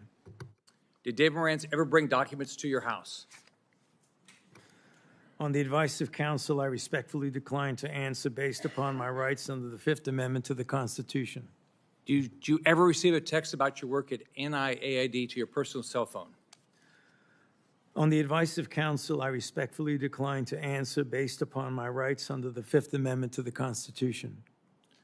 Did any text about your work at NID that went to your personal cell phone ever become part of federal records? On the advice of counsel, I respectfully decline to answer based upon my rights under the Fifth Amendment to the Constitution. Did you maintain a personal email account while serving as director? On the advice of counsel, I respectfully decline to answer based upon my rights under the Fifth Amendment to the Constitution. Did you ever receive work-related communications on that Gmail account from David Morantz? On the advice of counsel, I respectfully decline to answer based upon my rights under the Fifth Amendment to the Constitution. Did you preserve any work-related communications on that Gmail account from David Morantz? On the advice of counsel, I respectfully decline to answer based upon my rights under the Fifth Amendment to the Constitution. Did David Morantz ever provide you with documents outside of those two ways that would violate NIH policy for FOIA compliance? On the advice of counsel, I respectfully decline to answer based upon my rights under the Fifth Amendment to the Constitution. Now let's look at two other communications. You emailed David Morantz on January 26, 2020, quote, it is important that I speak with you tonight. Please call me at home. This is part of Exhibit 2 that you have in front of you. This email is sent the same day, the exact same day you write in an internal document, quote, now we know the market was not the source, it was the amplifier, unquote. Would you call the origins of COVID-19 a substantive issue? On the advice of counsel, I respectfully decline to answer based upon my rights under the Fifth Amendment to the Constitution. Did you discuss COVID-19 origins with David Morantz on this phone call? On the advice of counsel, I respectfully decline to answer based upon my rights under the Fifth Amendment to the Constitution. Now let's take a closer look at the last time you testified before Congress. This is part of what you have in front of you is Exhibit 4, which is part of the record. In June 2024, you testified to Dr. Morantz, quote, was not an advisor to me on institute policy or other substantive issues. Furthermore, his office is located in a different building from that of the NIAID director, unquote. Is that still your testimony today? On the advice of counsel, I respectfully decline to answer based upon my rights under the Fifth Amendment to the Constitution. So today, under oath, your testimony remains that Dr. Morantz was not an advisor to you on institute policy or substantive matters. On the advice of counsel, I respectfully decline to answer based upon my rights under the Fifth Amendment to the Constitution. Now, I've got Exhibit 5, which you have in front of you. On October 24, 2021, David Morantz texted you to provide information about and advocate for the controversial EcoHealth Alliance grant. You thank him and tell him that you will check the information. Would you agree that this shows an advisory relationship between David Morantz and yourself? On the advice of counsel, I respectfully decline to answer based upon my rights under the Fifth Amendment to the Constitution. Would you agree that you two were discussing a substantive issue? On the advice of counsel, I respectfully decline to answer based upon my rights under the Fifth Amendment to the Constitution. If documentary evidence establishes that Dr. Moran's advised you regarding EcoHealth Alliance, COVID origins, or grant policy, then your June 2024 testimony would have been inaccurate, correct? On the advice of counsel, I respectfully decline to answer based upon my rights under the Fifth Amendment to the Constitution. Is there any document in your possession today that would contradict your prior congressional testimony? On the advice of counsel, I respectfully decline to answer based upon my rights under the Fifth Amendment to the Constitution. Have you deleted, destroyed, or instructed anyone to destroy records after learning Congress is investigating these matters? On the advice of counsel, I respectfully decline to answer based upon my rights under the Fifth Amendment to the Constitution. Are you aware of anyone who did? On the advice of counsel, I respectfully decline to answer based upon my rights under the Fifth Amendment to the Constitution.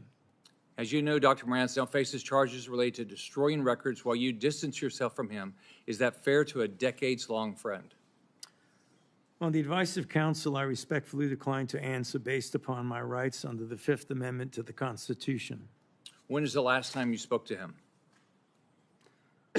On the advice of counsel, I respectfully decline to answer based upon my rights under the Fifth Amendment to the Constitution.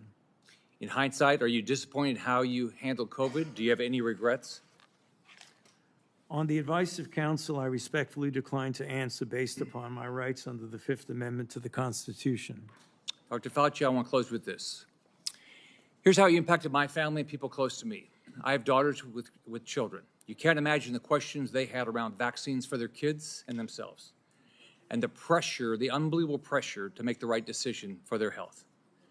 I can tell you pregnant women who worked with me were so scared because every time they went to the doctor, they were told something different about taking the vaccine, and you caused this. Imagine being a mom trying to protect their kids, or an expectant mother trying to figure out what to do. Every 3 weeks, a doctor tells you a new set of guidance on a vaccine. The haphazard information you released and pushed on the American people with little research is appalling, and why there's so much distrust in our institutions today. That trust is crucial to public health, and you, more than any person or event in my lifetime, have destroyed that trust for millions of Americans. You lied to hundreds of millions of people amid the worst public health crisis in a century. You failed to follow your own guidance. You forced people to watch their loved ones die alone over the phone. It's disgusting. You destroyed the federal government's credibility when it comes to public health. We have entire generations of Americans who, rightfully so, do not trust our institution to keep people safe because of you. This has destroyed decades of progress and lifetimes of work because you wanted to fuel your own ego and be the center of attention. What would you do differently knowing what you know today, Dr. Fauci? On the advice of counsel, I respectfully decline to answer based upon my rights under the Fifth Amendment to the Constitution.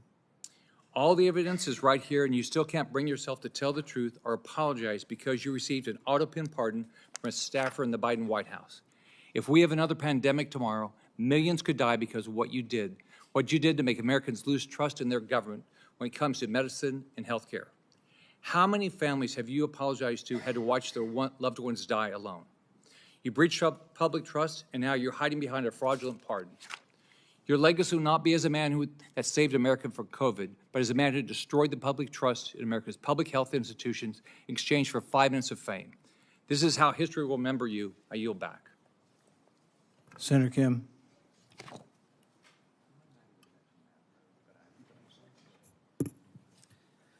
Thank you, Dr. Fauci, for coming on out in front of this committee. I know it's not what you would want. It's not what you deserve. I just want to say and start by just saying thank you to you for your service to this nation.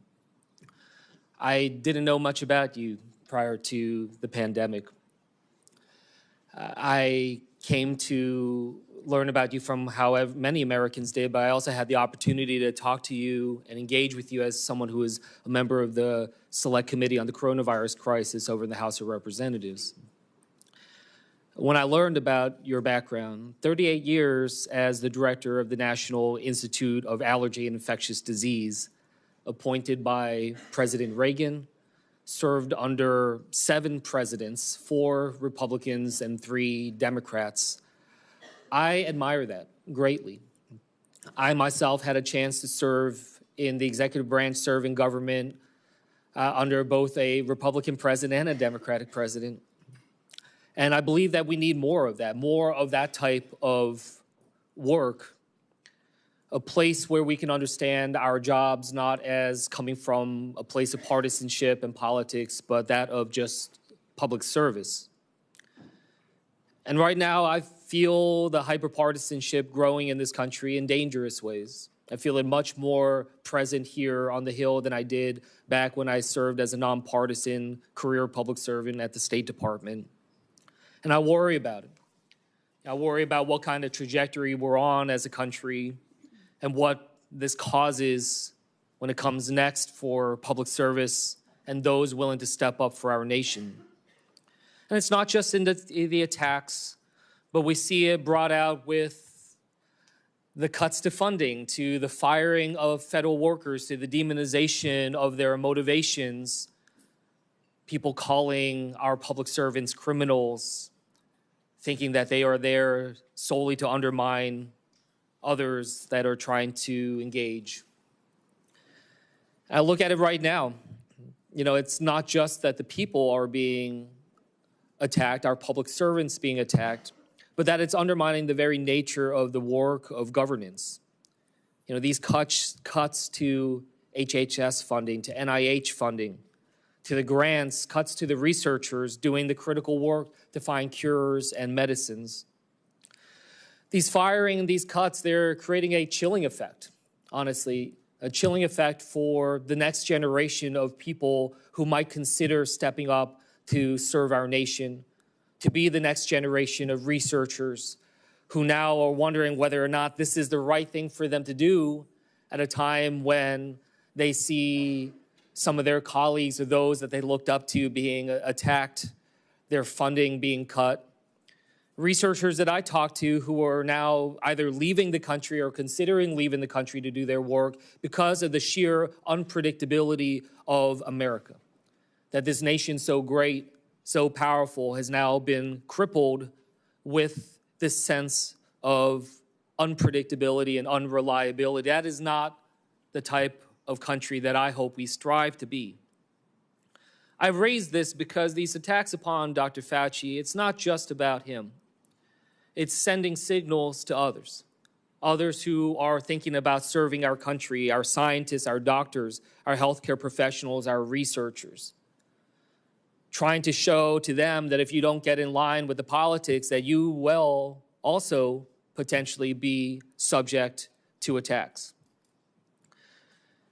And from the work that he has done, from HIV/AIDS to Ebola to COVID, we've seen him try to engage in these crises. They're not easy, especially when it's a novel disease, when you don't know what comes next, a lot of unknowns, having to make decisions without the full breadth of knowledge we always wish we had in hindsight. But there is nothing perfect, no perfect clarity when it comes to pandemics, when it comes to crises. I worked in national security and wars and crises. I made judgment calls, gave my best advice to generals, to ambassadors, even to a president. Did I get it all right? No. Did I do my best? I did everything I thought I could with the information that I had. The public servants, they do this work because they love this country and that they strive to improve it. It's not an easy job, but it is because there is so much at stake in our country. But these public servants do it because they are in the arena. I just want to end by just reading a portion of this because I think it's important as we're thinking about how to be able to treat public servants through this country, to think through this. And in the words of Teddy Roosevelt saying, it's not the critic who counts, not the man who points out how the strong man stumbles, or where the doer of deeds could have done them better. The credit belongs to the man who is actually in the arena, whose face is marred by dust and sweat and blood, who strives valiantly, who errs but comes short again and again, who spends himself in a worthy cause, who at the best knows in the end the triumphs of high achievement, and who at the worst, if he fails, at least he fails while daring greatly, so that his place shall never be with those cold and timid souls who neither know victory nor defeat. Thank you for your service, Dr. Fauci. I yield back. Senator Alling. Thank you, Mr. Chairman. Well, nothing says honesty like taking the fifth, huh, Doc? Let's try something. What day of the week is it today? On the advice of counsel, I respectfully decline to answer based upon my rights under the Fifth Amendment to the Constitution. What color tie are you wearing? On the advice of counsel, I respectfully decline to answer based upon my rights under the Fifth Amendment to the Constitution. What color's the carpet in front of you? On the advice of counsel, I respectfully decline to answer based upon my rights under the Fifth Amendment to the Constitution. Let's just get one thing straight. You don't have any rights under the Fifth Amendment because you've been pardoned, as you very well know. As the Supreme Court has been clear for a century and more, Brown versus Walker, 1896, when he has been pardoned, he may not stand upon his privilege.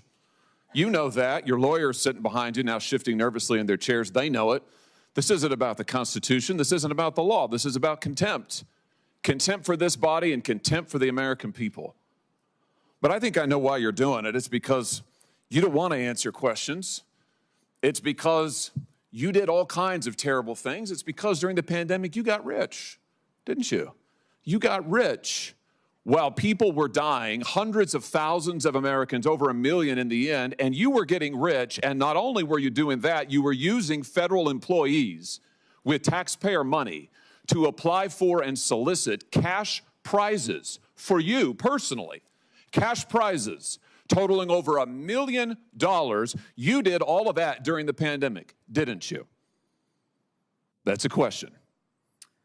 On the advice of counsel, I respectfully decline to answer based upon my rights under the Fifth Amendment to the Constitution. You remember Greg Folkers? Who was that? On the advice of counsel, I respectfully decline to answer based upon my rights under the Fifth Amendment to the Constitution. Your chief of staff is the answer. Do you remember Patricia Conrad? Who was that?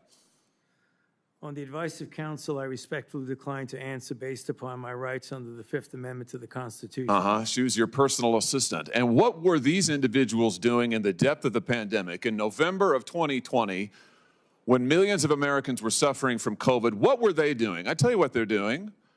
Folkers was on your behalf soliciting and gathering information for a cash award. Let's look at it. We've got his email right here, right over my shoulder. Folkers says, I'm working on this nomination for the Dan David Award for Fauci. We need to beef up the COVID part. Do you have language in the can that you could share that delineates how we responded in new ways to COVID? He sends this to multiple federal employees. What was the Dan David Award? Do you remember, Doc?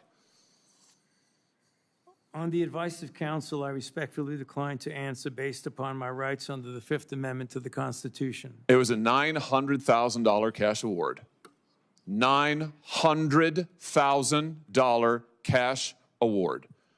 And he got it because he used federal employees to get it. And this wasn't the only award, was it, Dr. Fauci? In fact, you applied for and received at least 8 other federal cash prizes on federal time using federal employees and federal resources. Here they are over my shoulder. Besides the Dan David Award, you've got the Partnership for Public Service, you've got the Adelson Prize, you've got the Smithsonian Award, you've got the National Academy of Medicine's Award, you've got the CDC Foundation. In fact, you turned your staff into a full-time application machine. You actually wrote to people and said, do you think maybe I'd qualify? And you got cash for all of this. And it wasn't just 1 or 2 employees, was it? In fact, you used 8 separate federal employees on federal time using federal resources to solicit cash awards. Isn't that true? On the advice of counsel, I respectfully decline to answer based upon my rights under the Fifth Amendment to the Constitution. Here they are right over my shoulder. Here's all of them. The people that you use, federal employees, so that you could go and get cash money. And the most hilarious part is that you weren't content to even dragoon them into applying for all of these cash awards. You then had them go out to the ethics agencies and ethics watchdogs and demand that you be able to get the money. That's right. We've got it in your emails. Your staff and employees on federal time, using federal resources, being paid with federal dollars, are soliciting cash for you, and then they're turning around and saying to the agency, we don't want just an answer, we want to get to yes, because Fauci wants the money. He wants it. We want to get to yes, and yes takes time. This is your chief of staff again, using federal email to pressure the agency's own ethics people so that you could get money, so that you could get rich. And it violated the law, didn't it, Dr. Fauci? Didn't it? It violated the law, didn't it? It is a question. You can answer. Go ahead. On the advice of counsel, I respectfully decline to answer based upon my rights under the Fifth Amendment to the Constitution. Federal law, as you very well know, prohibits the solicitation of cash awards or other personal benefits for federal employees. And it certainly prohibits using your own employees to do this. 5 CFR section 2635-205B. It says it right there in black and white. You cannot use federal resources, federal dollars, federal employees, federal offices, federal email, federal time to solicit cash awards, and you did all of it, and the worst part is thousands of people were dying while you were doing it. You were supposed to be the nation's doctor, and you're playing one on TV, but this is what you were doing with your time. Isn't that true? On the advice of counsel, I respectfully decline to answer based upon my rights under the Fifth Amendment to the Constitution. Yeah, I can see why. I can certainly see why. You know what I can't quite figure out is that why you were so obsessed with it, because you're already rich. I mean, and your scheme worked here. I mean, your net worth now is north of $12 million. You got over $1 million in cash awards during COVID, during a 12-month, 24-month span during COVID. $1 million you knocked down in cash money using federal resources. Now you're worth more than $12 million. You've got a pension that in its first year paid out north of $400,000 a year. 1 million people dead, you're getting rich. 1 million people dead, you're using federal employees to get cash awards for you. 1 million people dead, and you're here taking the fifth because you don't want to admit that what really happened in all that time was a multi-month, multi-year course of self-dealing. Isn't that true, Dr. Fauci? On the advice of counsel, I respectfully decline to answer based upon my rights under the Fifth Amendment to the Constitution. Yeah, well, silence is admission. And here's the real thing. At the end of the day, it wasn't just about the money, really, was it? It was really about a power trip. I mean, through all of this, you want to be the most famous scientist in the world. You were so focused on getting every award and every drop of cash that you could, all because you wanted to be on TV. You wanted to be the sun god of science. You wanted to be the guy who was in charge of it all. You wanted to lambaste Trump. You wanted to make sure that nobody else stole your spotlight. You wanted to be the guy. You had time to sit for InStyle magazine. Here's what you were doing with your time. You could sit for InStyle magazine, but you can't answer questions for the American people. You could sit for InStyle magazine, but you're here taking the fifth. You could sit for InStyle magazine and get $1 million in cash awards, but now the cat's got your tongue. I bet he does. I tell you what, here's my conclusion from all of this. This was really all about you the whole time. Somewhere along the way, you lost your way. You may have been a good public servant at one time, I don't know. But what I can tell you from reading your emails now, from looking at what you did, how you used your employees, somewhere along the line, it became all about you. You became a narcissist and a megalomaniac and a liar. And you've lied to the American people, and you've lied to this body. And you've disgraced your profession by doing it. You called yourself the most famous scientist in the world. You've done more to harm science than anybody in my lifetime. And I hope you'll go home and write that in your diary. Thank you, Mr. Chairman. Senator Fetterman. Thank you, Mr. Chairman. Dr. Fauci, I'm not here to perhaps attack you or defend or anything.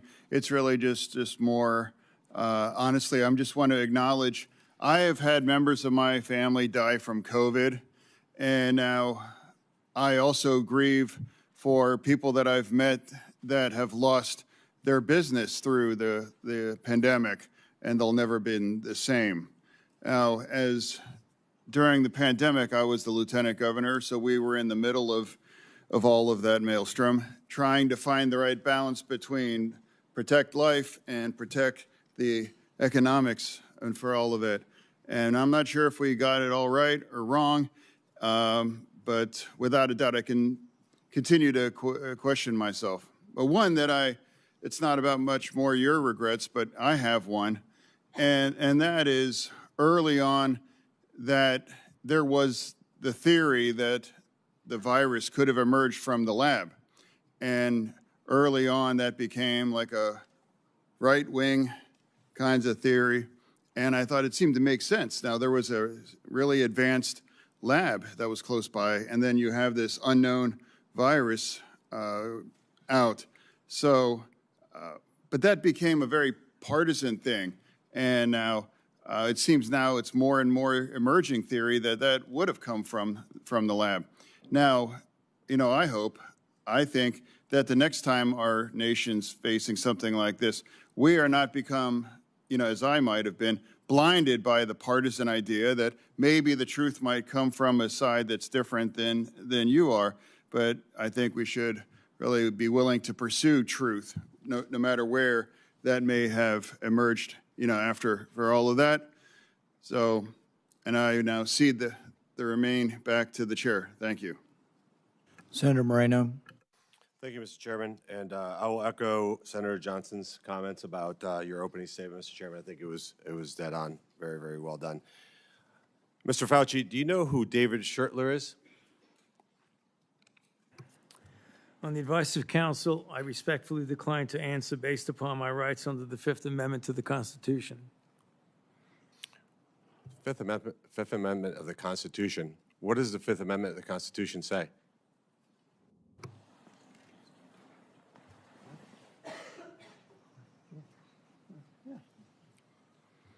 On the advice of counsel, I respectfully decline to answer based upon my rights under the Fifth Amendment of the Constitution.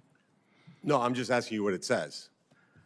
On the advice of counsel, I respectfully decline to answer based upon my rights under the Fifth Amendment to the Constitution. I'm going to give the Constitution to my aide. He'll bring it over to you so you can have it for future reference. I think it's something that every American should know what the Constitution says. Do you know who wrote the Fifth Amendment?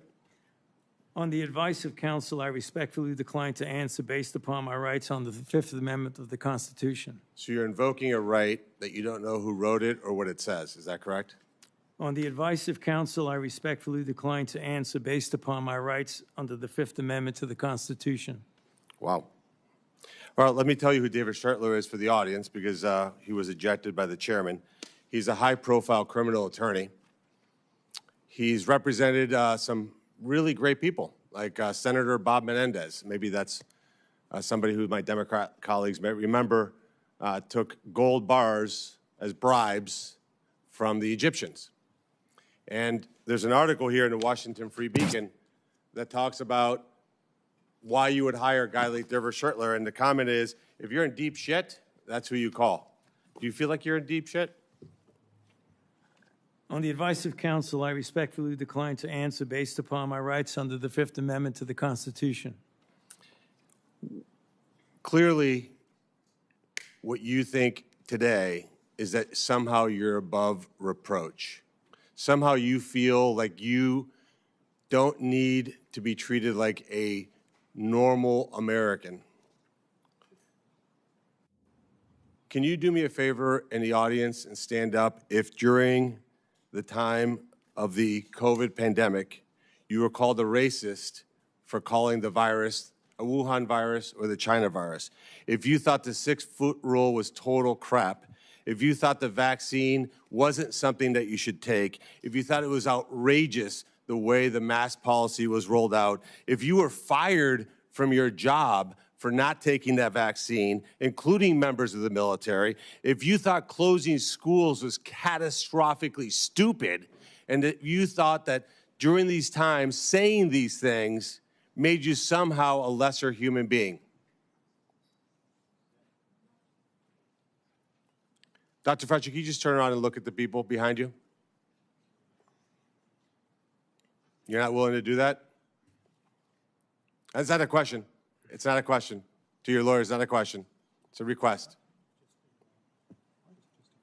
All you have to do is look up from your lawyers and look at the people who were absolutely shamed for saying what we know now to be the truth.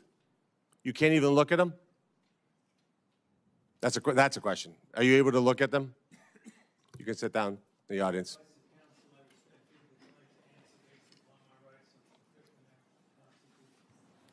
There was a mom in Ohio during the depth of the coronavirus pandemic, decided to go to her high school football game for her son. They hadn't been out much. The kids had been learning at school, and then the school got shut down. They hadn't really gotten much out of that education. As any parent knew, that remote learning was no learning at all. But it was a Friday night. Her son wanted to go watch a buddy go play football. So they went to the stadium. They sat alone, far from everybody else, just a mom, a dad, a few kids. They didn't feel they needed to wear masks because it was stupid, because they were outside. They all live together. They're not near anybody.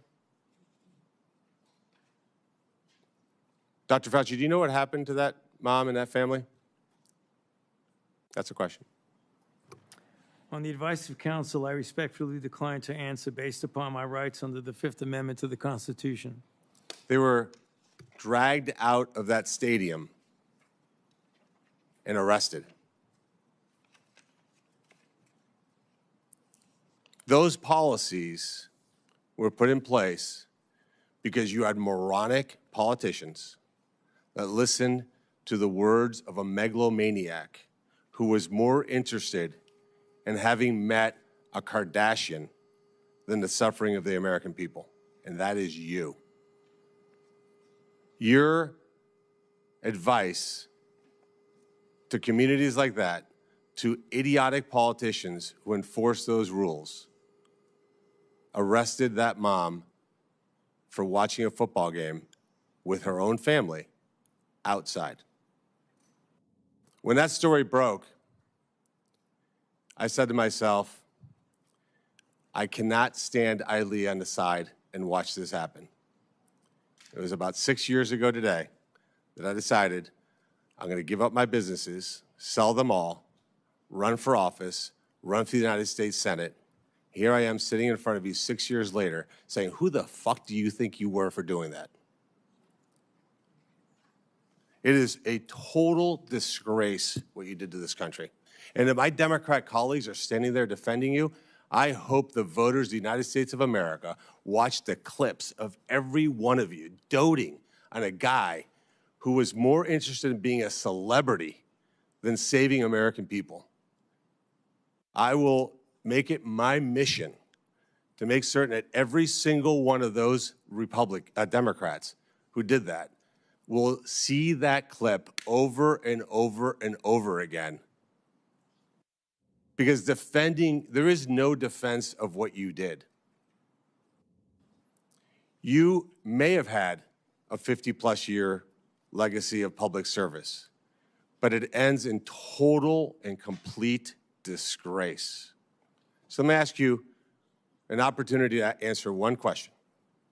Will you apologize, just apologize, to the people who you harmed through your actions? Will you say, do you have the dignity to just say you're sorry? On the advice of counsel, I respectfully decline to answer based upon my rights under the Fifth Amendment to the Constitution. So you won't apologize to the military members who Joe Biden summarily dismissed from the military for not taking the vaccine? On the advice of counsel, I respectfully decline to answer based upon my rights under the Fifth Amendment to the Constitution. Will you apologize to the business owners that lost their business, shattered their lives, and they'll never recover? On the advice of counsel, I respectfully decline to answer based upon my rights under the Fifth Amendment to the Constitution. Will you apologize to the moms who had to force their infant children 2, 3, 4-year-olds to put masks on and what that did and how that traumatized those kids?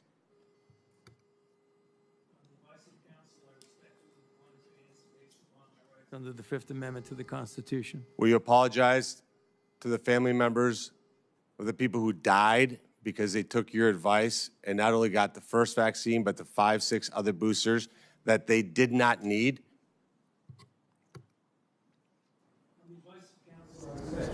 To answer based upon my rights under the Fifth Amendment to the Constitution. Will you apologize to that mom from Ohio for being arrested for watching a football game with her family? On the advice of counsel, I respectfully want to answer based upon my rights under the Fifth Amendment to the Constitution. So you didn't know who wrote the Fifth Amendment. It's James Madison. Lived in this town. I can only wonder what he would think of somebody like you invoking his writings to shield culpability for the actions that you took. It's no secret why you have to hire the biggest dirtbag attorney on the planet because of what you did. I hope you're paying him well. And I hope that one way or the other, somewhere, sometime, you answer for your crimes. Senator Ernst. Thank you, Mr. Chairman, for holding this important hearing today. Dr. Fauci, Americans haven't forgotten the tragic stories of people who lost loved ones during COVID and those that were denied a chance to say goodbye to their family members that were in hospitals or residing in nursing homes because of the COVID-19 protocols. Americans haven't forgotten the mandates, the adverse reactions to vaccines, the government misinformation, social media censorship, hotlines to tattle on their neighbors, the forced school closures, the tragic rise in suicides, or those businesses that were forced to close during lockdowns. Americans haven't forgotten the hundreds of billions of dollars spent by taxpayers for COVID relief, stolen by fraudsters who bought Rolls Royces and yachts. These were taxpayer dollars. Americans have lost trust in science and government after the COVID response, trust which will be incredibly difficult for us to gain back. Dr. Fauci, you have said that the science was evolving and that your recommendations evolved with it. But Americans remember you as the public face of the coronavirus response. As one of the nation's most trusted voices, you urged policies you said were absolutely necessary, even when those policies came at an enormous human and economic cost. And Americans deserve answers about reports that you may have worked with others to pressure the president into adopting the slow the spread strategy, and why you later sought an unconditional pardon for crimes you may have committed dating back to 2014. Dr. Fauci, in 2022, you had a taxpayer-funded salary of $480,000 a year. You were, in fact, the highest paid federal employee in the entire federal government, even making more than the NIH director and the President of the United States. According to now public documents, that was due in large part to your work on biodefense. Unreported is how NIAID spent over $1 billion from 2009 to 2026 in biodefense and influenza federal contracts and subcontracts.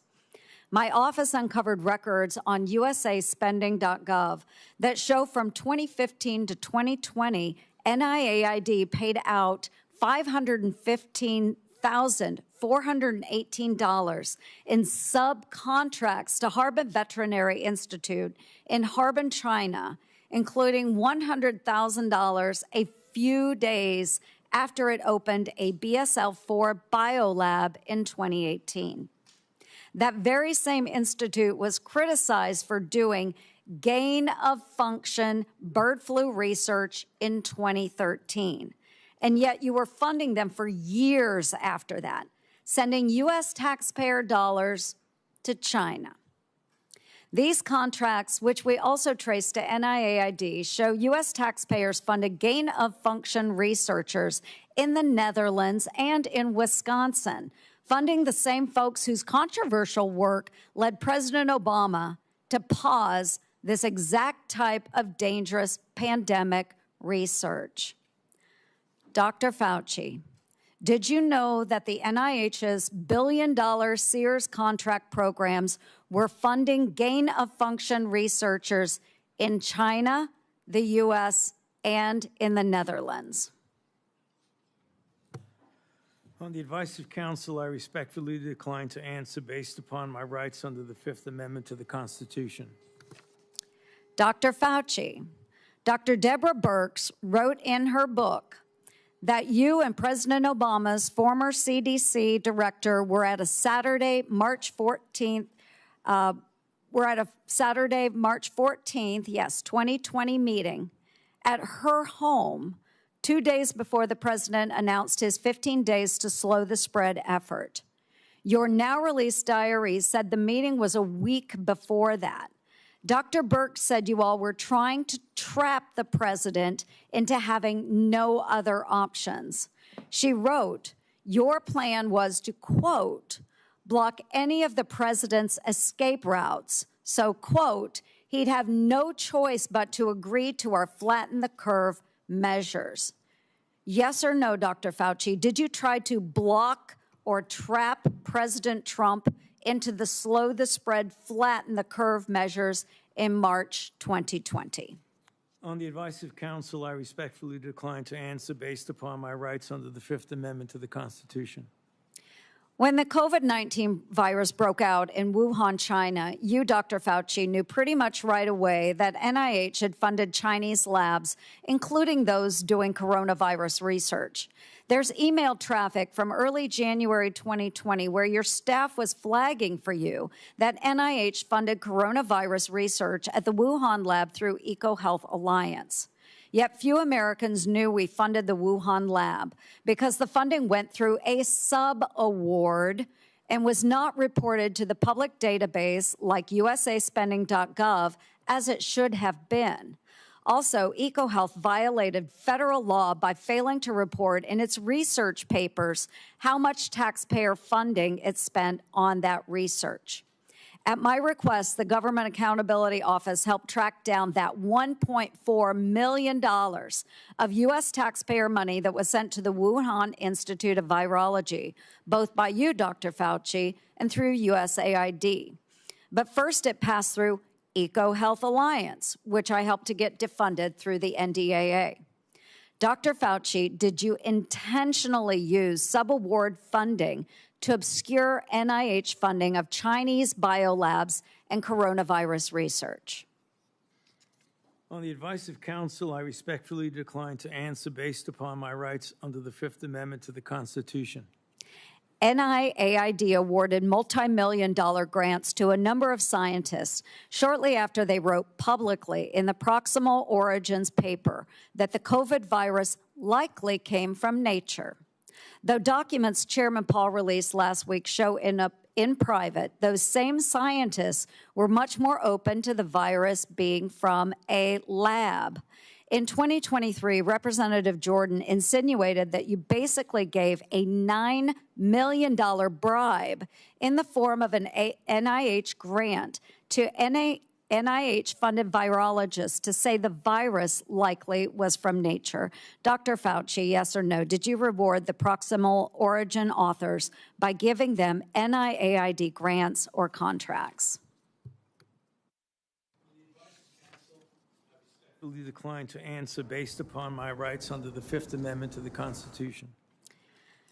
Dr. Fauci, we have learned that U.S. coronavirus researchers at UNC shipped, quote, humanized or transgenic mice to China by around 2017 for use in their dangerous coronavirus work.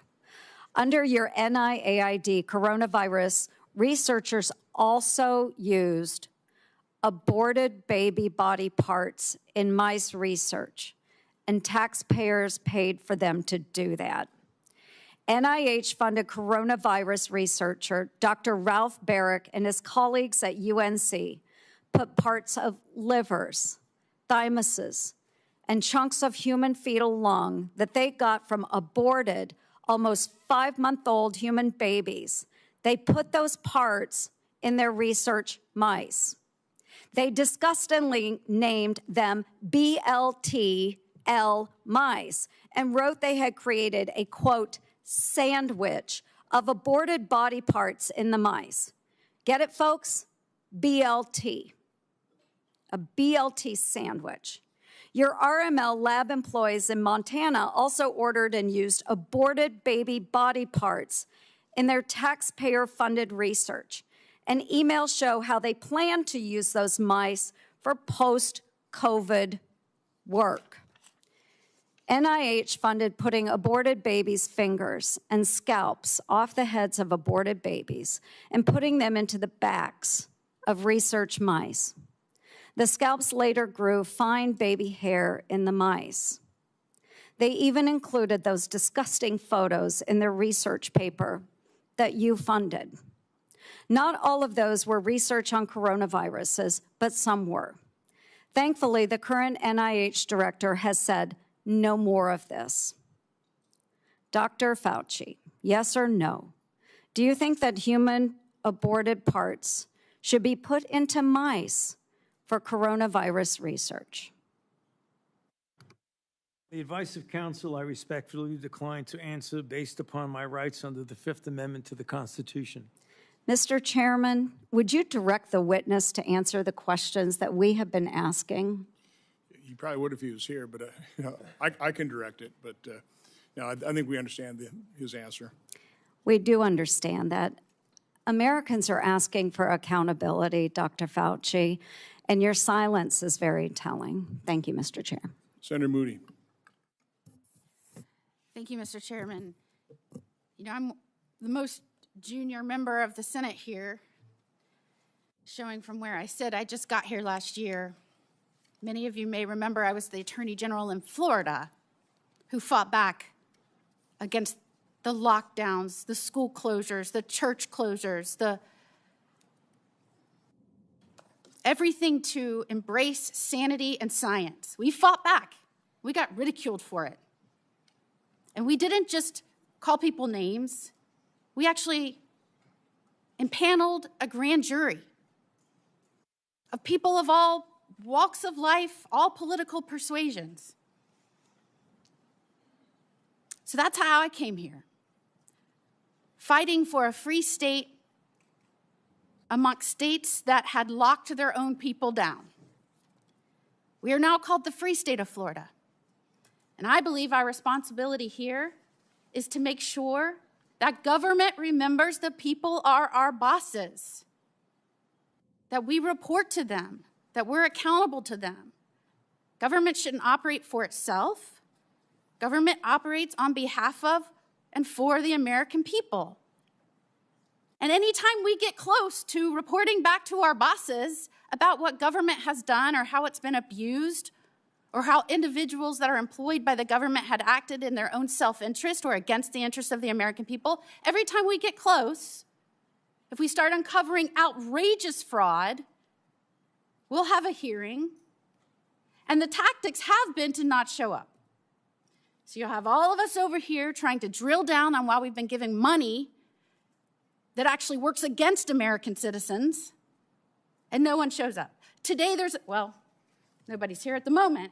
Today there seems to be a different tactic. Today we have Democrats showing up and trying to spin why we shouldn't even be having this hearing to report back to our bosses. As one said, today's hearing does damage. It will deter others from public service. Another said, this hearing is designed to entrap you. Another said, one fell all over himself, flattering you, thanking you for your service multiple times, quoting man in the arena. Another said that we are demeaning first responders, and today is a sad play in a repeated playbook, or we're going after one man. I mean, all of their time was used on why we should not be having the hearing to report back to our bosses and give the people accountability. So I would like to talk about that because I believe that the trust the American people place in our public health institutions and what happened to that trust during COVID is important. Because in a public health emergency, they are asked to make extraordinary sacrifices based on advice given to them by the government that is supposed to be working for them. And for that system to work, the public has to be able to trust the people giving them instructions. That trust depends on candor. Would you agree with that, Dr. Fauci? On the advice of counsel, I respectfully decline to answer based upon my rights under the Fifth Amendment to the Constitution. And when the evidence is uncertain, officials need to say so. When recommendations are based on assumptions rather than hard data, they need to say so. And when they get something wrong, they need to own it. And when the trust is lost and the consequences extend far beyond any single pandemic, the next time public health officials genuinely need Americans to listen, millions of people may simply ignore them or not believe them. And Dr. Fauci, you were undeniably the face of the federal government's COVID response. You said so yourself in your diary. You said it's not hyperbole to say, I've become the most famous and talked about person in the country. So I want to understand how we got here. Let's start at the beginning. On March 8th, 2020, you appeared on 60 Minutes to discuss the spread of COVID-19. You were specifically asked to clear up the confusion and misinformation surrounding masks. You told the American people, right now in the United States, people should not be walking around with a mask. The interviewer immediately stopped you and said, are you sure of it? Because people are listening really closely to this. And instead of walking back or qualifying your statement in any way, you doubled down. There's no reason to be walking around with a mask. When you're in the middle of an outbreak, wearing a mask might make people feel a little better. It might even block a droplet, but it's not providing the perfect protection that people think it is. And often there are unintended consequences. People keep fiddling with their masks. They keep touching their face. Just a few weeks later, the CDC released its guidance recommending that Americans wear masks in public. You were asked to explain your original recommendation. You emphasized a very different consideration. You said, well, back then, the critical issue was to save the masks for the people who really needed them because it was felt there was a shortage of masks. So I want everybody to sit with that. The critical issue driving your initial recommendation to the American public was scarcity, logistics, not medical evidence. So when you told the American people there was no reason to wear a mask, what was your principal objective? Giving them an honest assessment of the medical evidence or discouraging them from consuming a scarce supply of masks? On the advice of counsel, I respectfully decline to answer based upon my rights under the Fifth Amendment to the Constitution. Well, unfortunately, that was just the beginning of a broader pattern. Let's talk about the 6-foot distancing rule. In April 5th, 2020, interview on CBS said, every time I get to that podium in the White House briefing room, I always essentially plead with people, please take a look at those very simple guidelines of physical separation, and they're very, very clear, physically separate 6 feet away. Yet when Congress finally asked you in 2024 what science supported that evidence, 6-foot distance rule for COVID, you admitted you were not aware of any studies supporting it. Incredibly, you said the 6-foot rule sort of just appeared and described it as an empiric decision that wasn't based on data. That rule had real consequences. Schools didn't open back up. Businesses didn't open back up. Churches didn't open back up. I could go on and on and on. And Americans were kept physically separated from one another during the most difficult moments of their lives. Many lost loved ones during that time. So, Dr. Fauci, did you have any evidence to support a 6-foot separation rule when you gave that advice to Americans? On the advice of counsel, I respectfully decline to answer based upon my rights under the Fifth Amendment to the Constitution. All right, well, let's look at the lockdowns then. By 2022, the consequences of prolonged COVID lockdowns on our children were clear, from delayed development to social isolation, which is probably why you were asked in July 2022 whether you would recommend locking down schools again. And you said, first of all, I didn't recommend locking anything down. But now we have your diary. And it tells a very different story from the one you told the public. And I will quote, I spoke with Bill de Blasio, the mayor of NYC, and convinced him based on what I was saying publicly in my conversation tonight to close the NYC schools. He had already decided based on what I was saying on TV. I went on to tell him he should close the bars and restaurants in NYC, and he said he would do this based on my recommendation.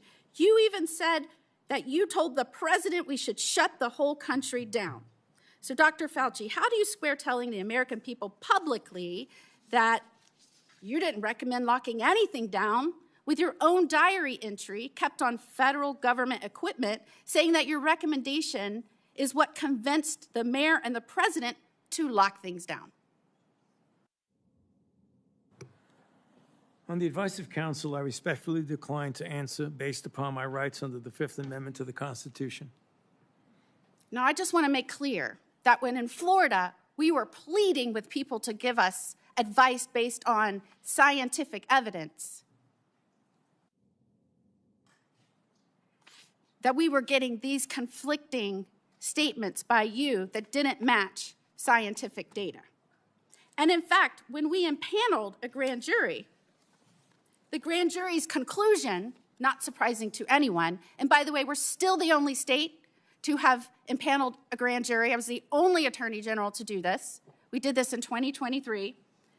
That conclusion was the lockdown, mask, and social distancing advice ministered by federal agencies and implemented by certain local, state, and federal agencies was not based on the best available scientific data. In fact, many recommendations and their accompanying mandates departed significantly from available research.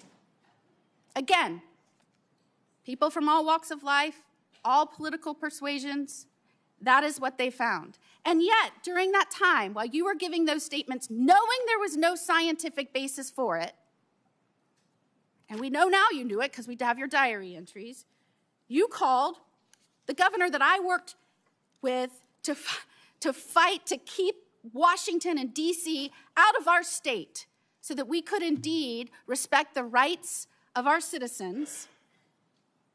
You called our governor, Governor DeSantis, and I'm going to quote this so I get it right out of your journals, a total jerk, that he is a complete disgrace, that he is blocking local authorities from mandating masks in various locations, including schools. And you were very concerned and upset that we were actively, and I'm going to quote, criticizing you, and we talked virtually every day about being wrong on everything. And what is astounding is that you wrote you feared because of that, because we were questioning our government, because we were fighting back for the truth from our government, from scientifically based recommendations, because we were pushing for that. You said you feared that our democracy is in dire danger. Thank goodness we have people up here that I work with that understand our role, which is to report to our bosses, the people, because they are in charge. Calling for our government to be honest with us and transparent with us and accountable to us, that is a democracy. What you did is the opposite. And I cannot believe I have to explain this to someone who represented our government and some of the most important issues for so long. And before I conclude, if I can just put up our pardon.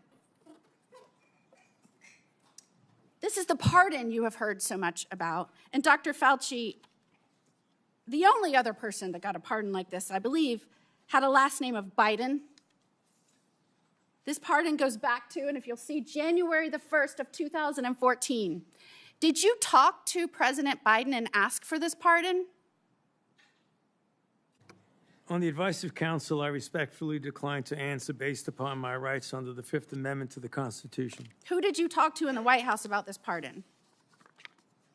On the advice of counsel, I respectfully decline to answer based upon my rights under the Fifth Amendment to the Constitution. Did you specifically ask that it be dated back to the beginning of 2014?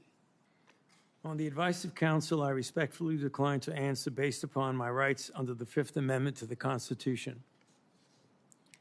Did you do that so that you would be given immunity going back to the beginning of 2014?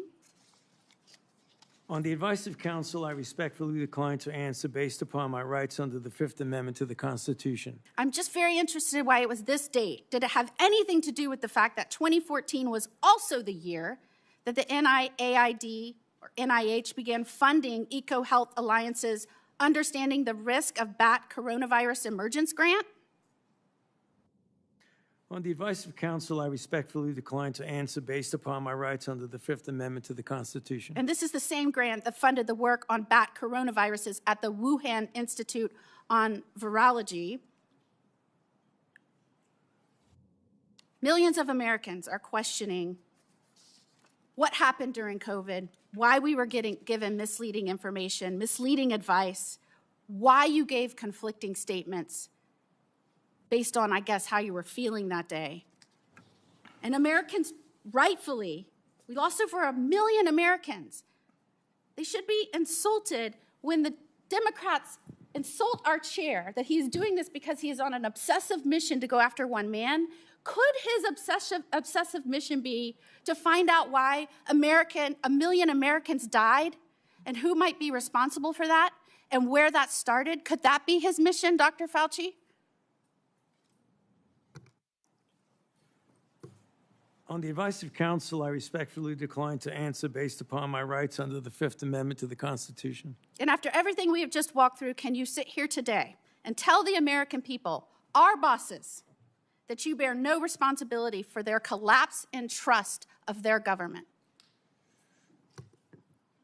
On the advice of counsel, I respectfully decline to answer based upon my rights under the Fifth Amendment to the Constitution. Time has expired. We're going to do another quick round for those who remain, about 5 minutes. Any questions that haven't come up that are pressing? Let's try not to go over territory that's already been done. I'll begin by asking unanimous consent to insert into the record documents show that the CIA transferred funds to NIAID through interagency agreement. Hearing no objection, so ordered. We had hoped to hear testimony from Anthony Fauci today. We haven't. But I think it's important that we do hear from him. So we will have a video we'll play in a moment. For years, Anthony Fauci has been the public face of saying this in all likelihood came from nature. He kept saying, it's the marketplace, it's the marketplace, it's the marketplace. He's been saying that on television up until recently. But what we find is that what he was saying in public is different than what he was saying in private. In January, in private, he wrote that looks like the wet market was a super spreader event. It didn't originate there. We know that some of the earliest deaths and sickness came from somewhere else. But then for years and years, we got dishonesty. So let's play the video so we can see a little juxtaposition of the problem we're dealing with.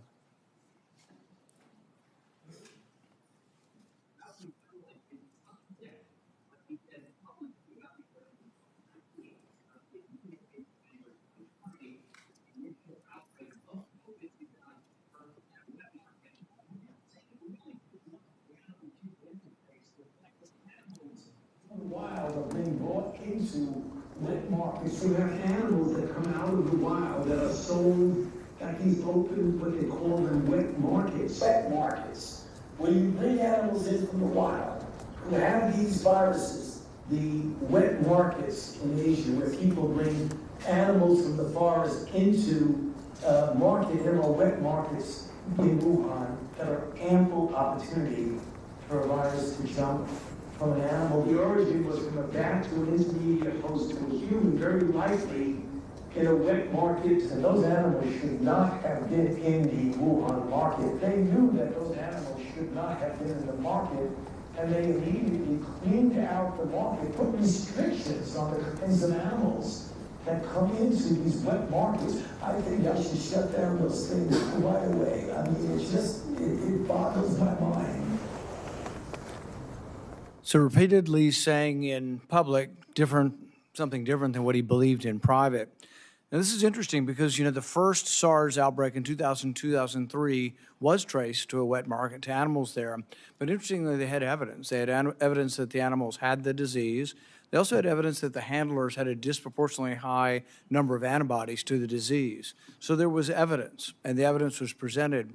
So when this came out, the same thing happened again. They did look at the wet market. They looked at the wet market and tested, I think, 80,000 animals and didn't find any animals that had COVID-19.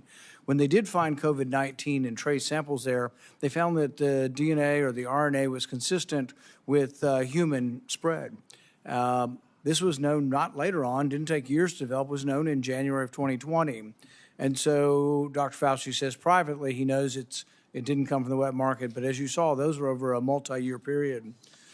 One of the other discussions I've had with Dr. Fauci over the years about natural immunity. So most infections, you get a degree of immunity, not perfect, some fairly perfect. Smallpox, you just don't get again. George Washington knew this. He had his wife get vaccinated, but he didn't because he'd already had smallpox. But there's one particular story that a man came up to me who'd lost his wife to COVID. He said, we all got it. We all got sick, and my wife ended up getting sick enough to go to the hospital. But we'd recovered 2 weeks. She was still alive. 2 to 3 weeks later, we'd all recovered, and they wouldn't let us be with her. And to this day, it's one of the saddest things. And it just, I think all of us should think about this. They were not allowed to visit their mom. He wasn't allowed to visit his wife in the hospital. But based on this misunderstanding of natural immunity, that for some reason 2 weeks later they were a problem. But this was all promulgated by you. We had the workers in the the meat factories. They were essential. They had to keep working. Most of them got COVID. They got it in the first couple of weeks. Most of them were younger. The reassurance should have come from public health. The reassurance should have said, congratulations, you've recovered. It also should be acknowledged. What's the number one thing we can do if we get another pandemic? Before we have a vaccine, before we have monoclonal antibodies, it would be to utilize natural immunity. So instead of the advice you were giving to Cuomo and others in New York that led to the deaths of hundreds of thousands of people or tens of thousands of people, you could have been saying, well, maybe the nurses taking care of the elderly should be people who are 2 weeks out from COVID infection. We could have used natural immunity as somewhat of a block of protection.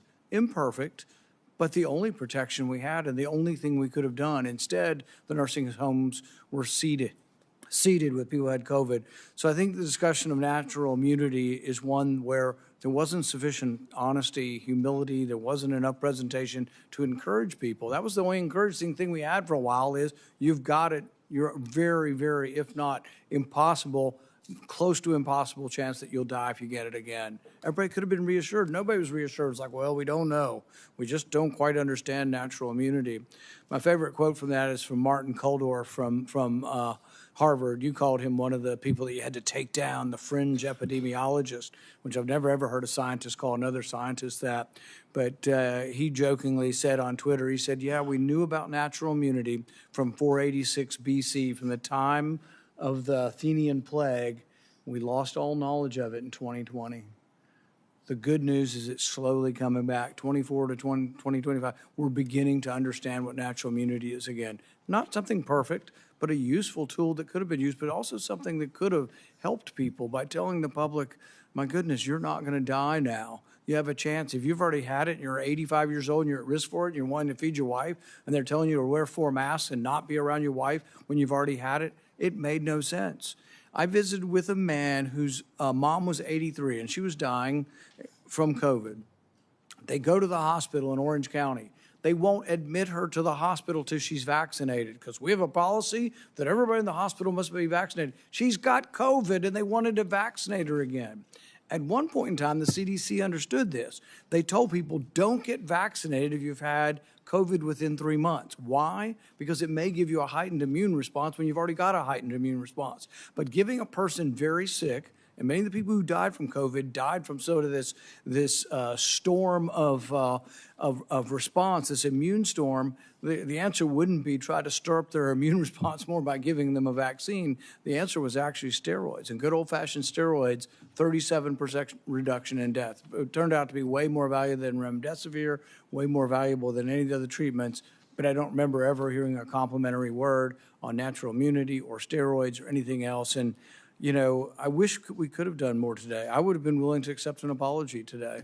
I'm sorry I made mistakes. We all made mistakes. And, you know, at the time, I thought the gain of function research was, you know, the risks of it were worth the benefits. But I've reassessed since 15 million people died. People say, well, gosh, these things never happen. We know it happened in 1977. We know with 100% certainty a virus escaped. In 1977, there's something called the Russian flu. Nobody's exactly positive how it got out. But when they sequenced it, they found out that a flu in 1977 had exactly the same RNA as a 1954 one that they had in the lab and they had created a vaccine for. In fact, turns out anybody born before 1954 was immune, and the only people who got it were people who were born between 1954 and 1977. But it was identical. The genetic sequence was identical to this vaccine or the virus from 1954, and that doesn't happen because these respiratory viruses are always mutating. To be identical means it had to have leaked from the lab, proof positive that it had. So we know this happens. An author by the name of Young wrote a book and said there was 1,200 cases of significant accidents that have occurred. We knew all of this, and yet it was completely discounted because I think you were worried that if it was seen that you funded dangerous research that started the pandemic, you'd get blamed. And it was a concerted effort. It wasn't just you. Anybody associated with the funding decided we needed to protect ourselves. Senator Johnson. Thank you, Mr. Chairman. You mentioned that we lost knowledge of natural immunity. I didn't. Dr. Fauci did. I suppose I had an asymptomatic case of COVID because of the very faulty PCR test. I never got vaccinated or injected. There's no way I would have done that because I found out enough about the mRNA gene therapy. But you also brought up the issue of hospital protocols. I'm going to be holding a public event on hospital protocols. We've already received a couple hundred testimonies. They are heart-wrenching. They are heart-wrenching. Here's an excerpt from the testimony of a staff surgeon, very experienced, you know, doctor for decades, at Providence Regional Medical Center, Everett, Washington. Quote, after our hospital was given remdesivir by the CDC, we were provided misleading/inaccurate information about the drug biomedical leadership. When I had a young trauma patient who was a perfect candidate for remdesivir, the infectious disease doctor on call told me to not give it to her because, quote, she seemed like a nice girl. He concludes it was known early the remdesivir kills. As I said, nurses referred to it as run, death is near. So again, I've always been, you know, because it never made sense to me that we put all of our eggs in the experimental gene therapy. If you knew anything about it, you would have avoided it like a plague. And we didn't, we sabotaged early treatment. But the only treatment we really approved, monoclonal antibodies, which I think basically worked pretty well, but those weren't particularly available. They were denied an awful lot of patients. It was all remdesivir. Based on a study that the NIH changed the endpoint from mortality, because it had no impact on mortality, to days of recovery. A drug that the WHO recommended against its use in COVID in November of 2020, but a drug that cost over $3,000 for a course of treatment, versus things like ivermectin, hydroxychloroquine, who even Dr. Fauci, I should have got that one out because I want to take this time to enter things in the record, said that, you know, we need to have a very tight protocol on remdesivir because it's unknown, but hydroxychloroquine, I mean, that's approved, some side effects, but we have a long history of it. Let's put up my latest chart. Again, I was tracking adverse events on the experimental injection, but I use this chart as a comparison. So you've got ivermectin, hydroxychloroquine. These are average, again, VAERS doesn't improve causation, but, you know, there's correlation. It's there for a safety signal. So ivermectin, over 30 years of FDA reports, 17 deaths per year. Hydroxychloroquine, over 38 years of reporting, 142 deaths per year. Remdesivir, over 5.5 years, 546 deaths per year. The COVID injection, almost 7,000 deaths per year. Which is safest? What did the FDA freak us out about ivermectin, hydroxychloroquine, when they turned a complete blind's eye toward the injection injury? So I want to enter the quote from the surgeon. By the way, here's the answer. Cheryl Atkinson in an interview said that when it comes to money, we check financial ties among experts on the government panel devising coronavirus treatment guidelines, which had the effect of dialing back hydroxychloroquine use and giving an edge to remdesivir. We found the 11 members reporting links to a drug company, 9 of them named relationships to remdesivir's maker, Gilead. 7 more, including 2 of the committee leaders, have ties to Gilead beyond the 11 months they had to disclose. 2 were on Gilead's advisory board, others were paid consultants or received research support and honoraria. By the way, within the study, I think one of the study participants was an employee of Gilead. A bunch also had conflicts with Gilead. So, gee, I wonder why. You know, there are conflicts of interest. Gilead made billions of dollars off of remdesivir and people died. In terms of ignoring safety signals, you can probably put that down now. This has come to light. This is Dr. Drew Weissman, who got the Nobel Prize for the mRNA platform. He wrote to Dr. Fauci on February 8th of 2020. Tony, I wanted to alert you to some new data we generated with our mRNA LNP vaccine.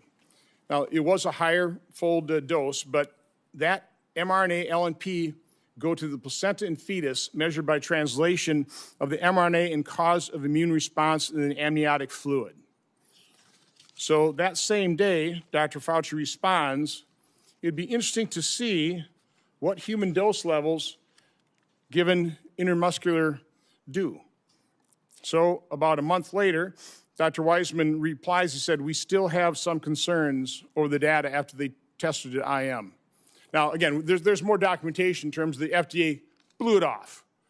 It's like, don't worry about that. That was the whole thing. That's what Peter Marks did when he was shown that his algorithm was going to mask safety signals. The last thing I want to enter in the record here is, and I want to make the point, you know, why is this important? That they buried the treatment of severely injection injured. The fact that we haven't acknowledged these injection injuries, these people can't get treatment. They're being gaslit by their doctors. So it's all in your head. The rate of the injection injured of suicides is increasing because they've given up hope, because our medical establishment and federal health agencies completely failed them, failing to acknowledge it. So again, Dr. Nath was diagnosing and treating injection injured in March of 2021. This concerned people. So you had Dr. Walter Koroshitz, writes Dr. Fauci. One of the points he made, there's been a steady, slow stream of reports to me of post-vaccination neurological conditions. Dr. Nath has been collecting a bunch. He has reports sent out to publish. Well, that alarmed everybody. Boy, you can't let the public know what's actually happening. You can't actually let the public know what the science is showing. So on April 29th, a email from Francis Collins, head of NIH, to Dr. Koroshitz, says, I find this approach troubling and will have the main consequence of feeding vaccine hesitancy and social media overreaction. Then Dr. Lawrence Tabak writes to Francis Collins, I don't understand why Walter does not shut this thing down. Why don't you shut down Dr. Nath, who's actually treating injection injured? Why? Because of vaccine hesitancy. And because we haven't acknowledged that, and the reason I've been advocating for this is because I know the injection injured. I know people who lost loved ones within days of the injection. And we've turned our backs on them. They deserve acknowledgement. They deserve to be heard, seen, and believed so they can get treatment.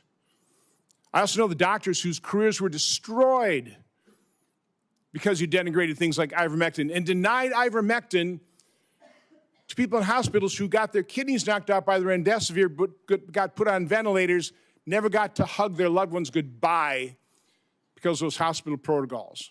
That's what your science did to people. So, Dr. Fauci, my only question is, based on your lack of testimony here today, based quite honestly on our investigation into the cover-up of safety signals and injection injuries. We have issued letters to a number of former FDA officials to come in for transcribed interviews.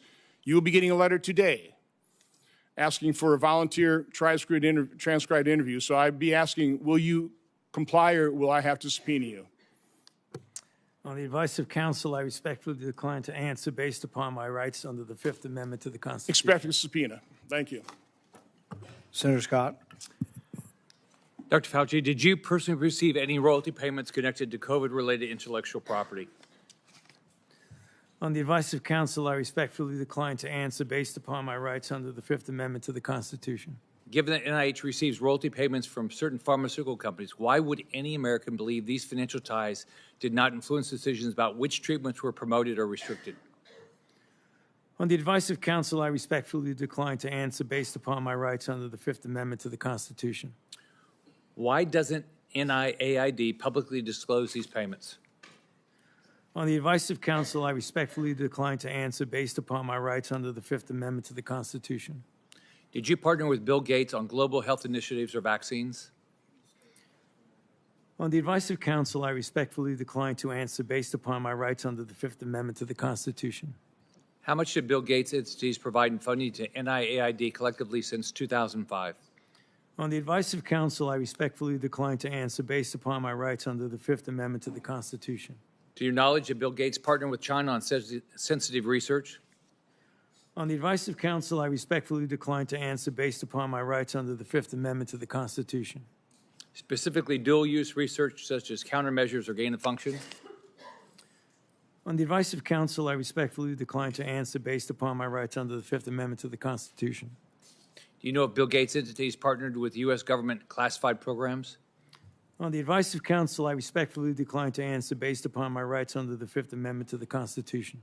Do you know if Bill Gates maintains an active national security clearance? On the advice of counsel, I respectfully decline to answer based upon my rights under the Fifth Amendment to the Constitution. Did you advocate or request for Bill Gates to receive a security clearance? On the advice of counsel, I respectfully decline to answer based upon my rights under the Fifth Amendment to the Constitution. Do you have any knowledge that NIAID or NIH through HHS sponsored or requested a security clearance for Bill Gates? On the advice of counsel, I respectfully decline to answer based upon my rights under the Fifth Amendment to the Constitution. Around 2010, my understanding is that the government shifted its approach to biodefense countermeasure research. Did NIAID, under your leadership, partner with the Obama White House or any other U.S. government classified entities on sensitive countermeasures research? On the advice of counsel, I respectfully decline to answer based upon my rights under the Fifth Amendment to the Constitution. Did your office take steps to drive biological research investments? On the advice of counsel, I respectfully decline to answer based upon my rights under the Fifth Amendment to the Constitution. What was private industry's take on the type of research in the 2010 timeframe and before? On the advice of counsel, I respectfully decline to answer based upon my rights under the Fifth Amendment to the Constitution. Was it considered too dangerous to conduct, and industry was hesitant to take this on and invest in? On the advice of counsel, I respectfully decline to answer based upon my rights under the Fifth Amendment to the Constitution. Why did you take steps to mature the government's approach to biodefense? On the advice of counsel, I respectfully decline to answer based upon my rights under the Fifth Amendment to the Constitution. Were there any specific lines of effort or actions you felt were needed during this time to improve the research development and fielding model? On the advice of counsel, I respectfully decline to answer based upon my rights under the Fifth Amendment to the Constitution. How was dual use and gain of function incorporated or accounted for in maturing biodefense countermeasures? On the advice of counsel, I respectfully decline to answer based upon my rights under the Fifth Amendment to the Constitution. Did you ever discuss moving gain of function countermeasures research out of government space to private industry space? On the advice of counsel, I respectfully decline to answer based upon my rights under the Fifth Amendment to the Constitution. How were these private organizations regulated through government oversight while conducting risky research, including gain of function or gene editing technology?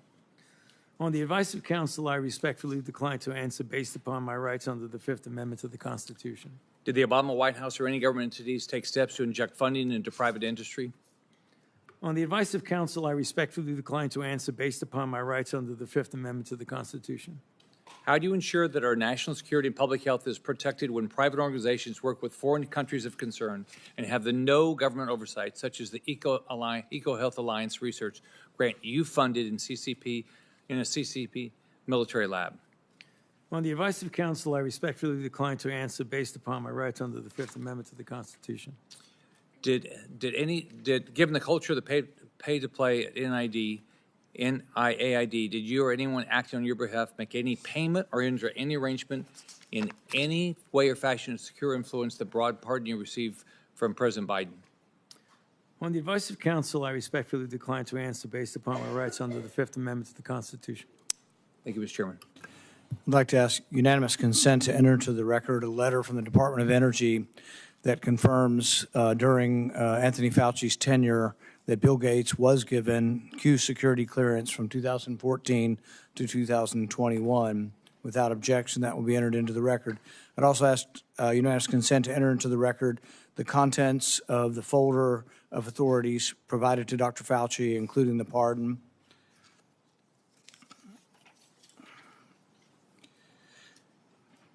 Let's be clear today, what we've seen.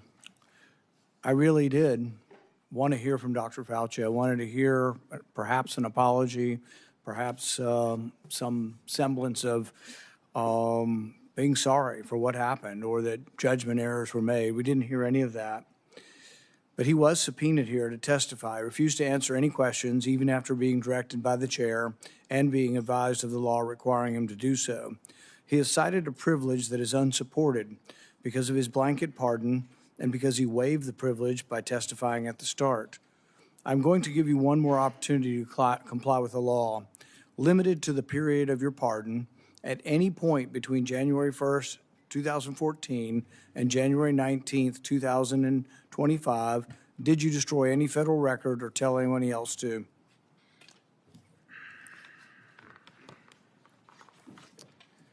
Under the advice of counsel, I respectfully decline to answer based upon my rights under the Fifth Amendment to the Constitution.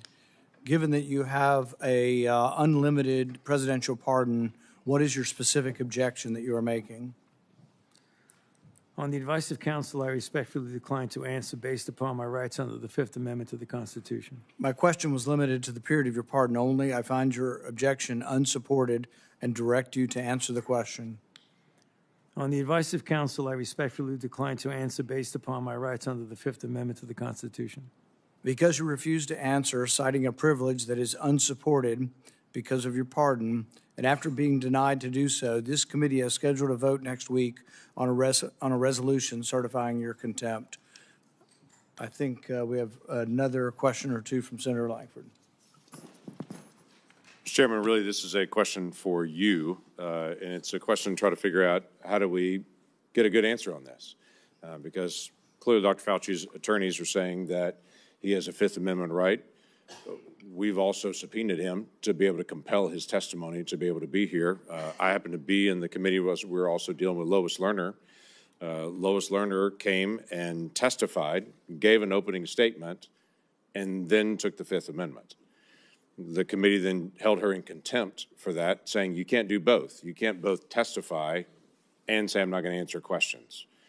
So the parliamentary question that I think we've got to be able to deal with is this consistent with Lois Lerner? What she also did when she came before Congress, gave an opening statement, testimony, so made a statement, and then refused to answer questions. Are we dealing with the same issue here where someone is you can't make a statement and say I'm not going to make statements at the same time?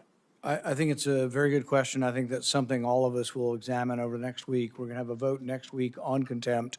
I think there's another legal question that the courts may have to decide upon, and that is whether or not a presidential pardon that offers you complete immunity, that you can still claim that you need protection from immunity when you've been protected. Because Dr. Fauci isn't liable for anything as long as he tells the truth, even if he admits that he destroyed records on a routine basis. His assistant said she destroyed a ton of emails. I think it was a routine thing. I think he destroyed throughout his career there probably thousands of emails. Even if he did that, as long as he answered truthfully, yes, I did. I didn't think that was important. I made a mistake. He can't be prosecuted for it. Many of the things are outside the statute of limitations as well. All he had to do today, if he wanted to testify, was be honest. As long as he was honest, even about committing a crime, he would have no jeopardy. But I think the pardon has given him more immunity than most people would ever get. Like if you offer a witness immunity in exchange for testimony, he has blanket immunity. The president gave him blanket immunity for virtually anything he could have possibly done, while at NIH. So I think we all have to individually answer this question. We welcome you to be part of helping us figure out the question, but there will be a vote, at least right now, there will be planned to be a vote next week on contempt. Okay. Thank you, Mr. Chairman. Today will be the capstone to Anthony Fauci's 40 years of abuse of power at NIH. In the end, must imagine Fauci believes he got away with it. But still, late at night, even the guilty must become anxious, rerunning the scenarios through his mind, wondering, latching on to lingering doubts, and worrying. Did his actions lead to the largest man-made plague in human history? Are the millions dead the result of his experiments or experiments that he approved that increased the pathogenicity of deadly viruses? History will judge, but the facts, as we now know them, paint a sordid tale of dishonesty, misjudgment, and ultimately the hubris, the likes of which the world has rarely seen. If everyone will remain seated for a few minutes, we're going to let Dr. Fauci exit. Thank you.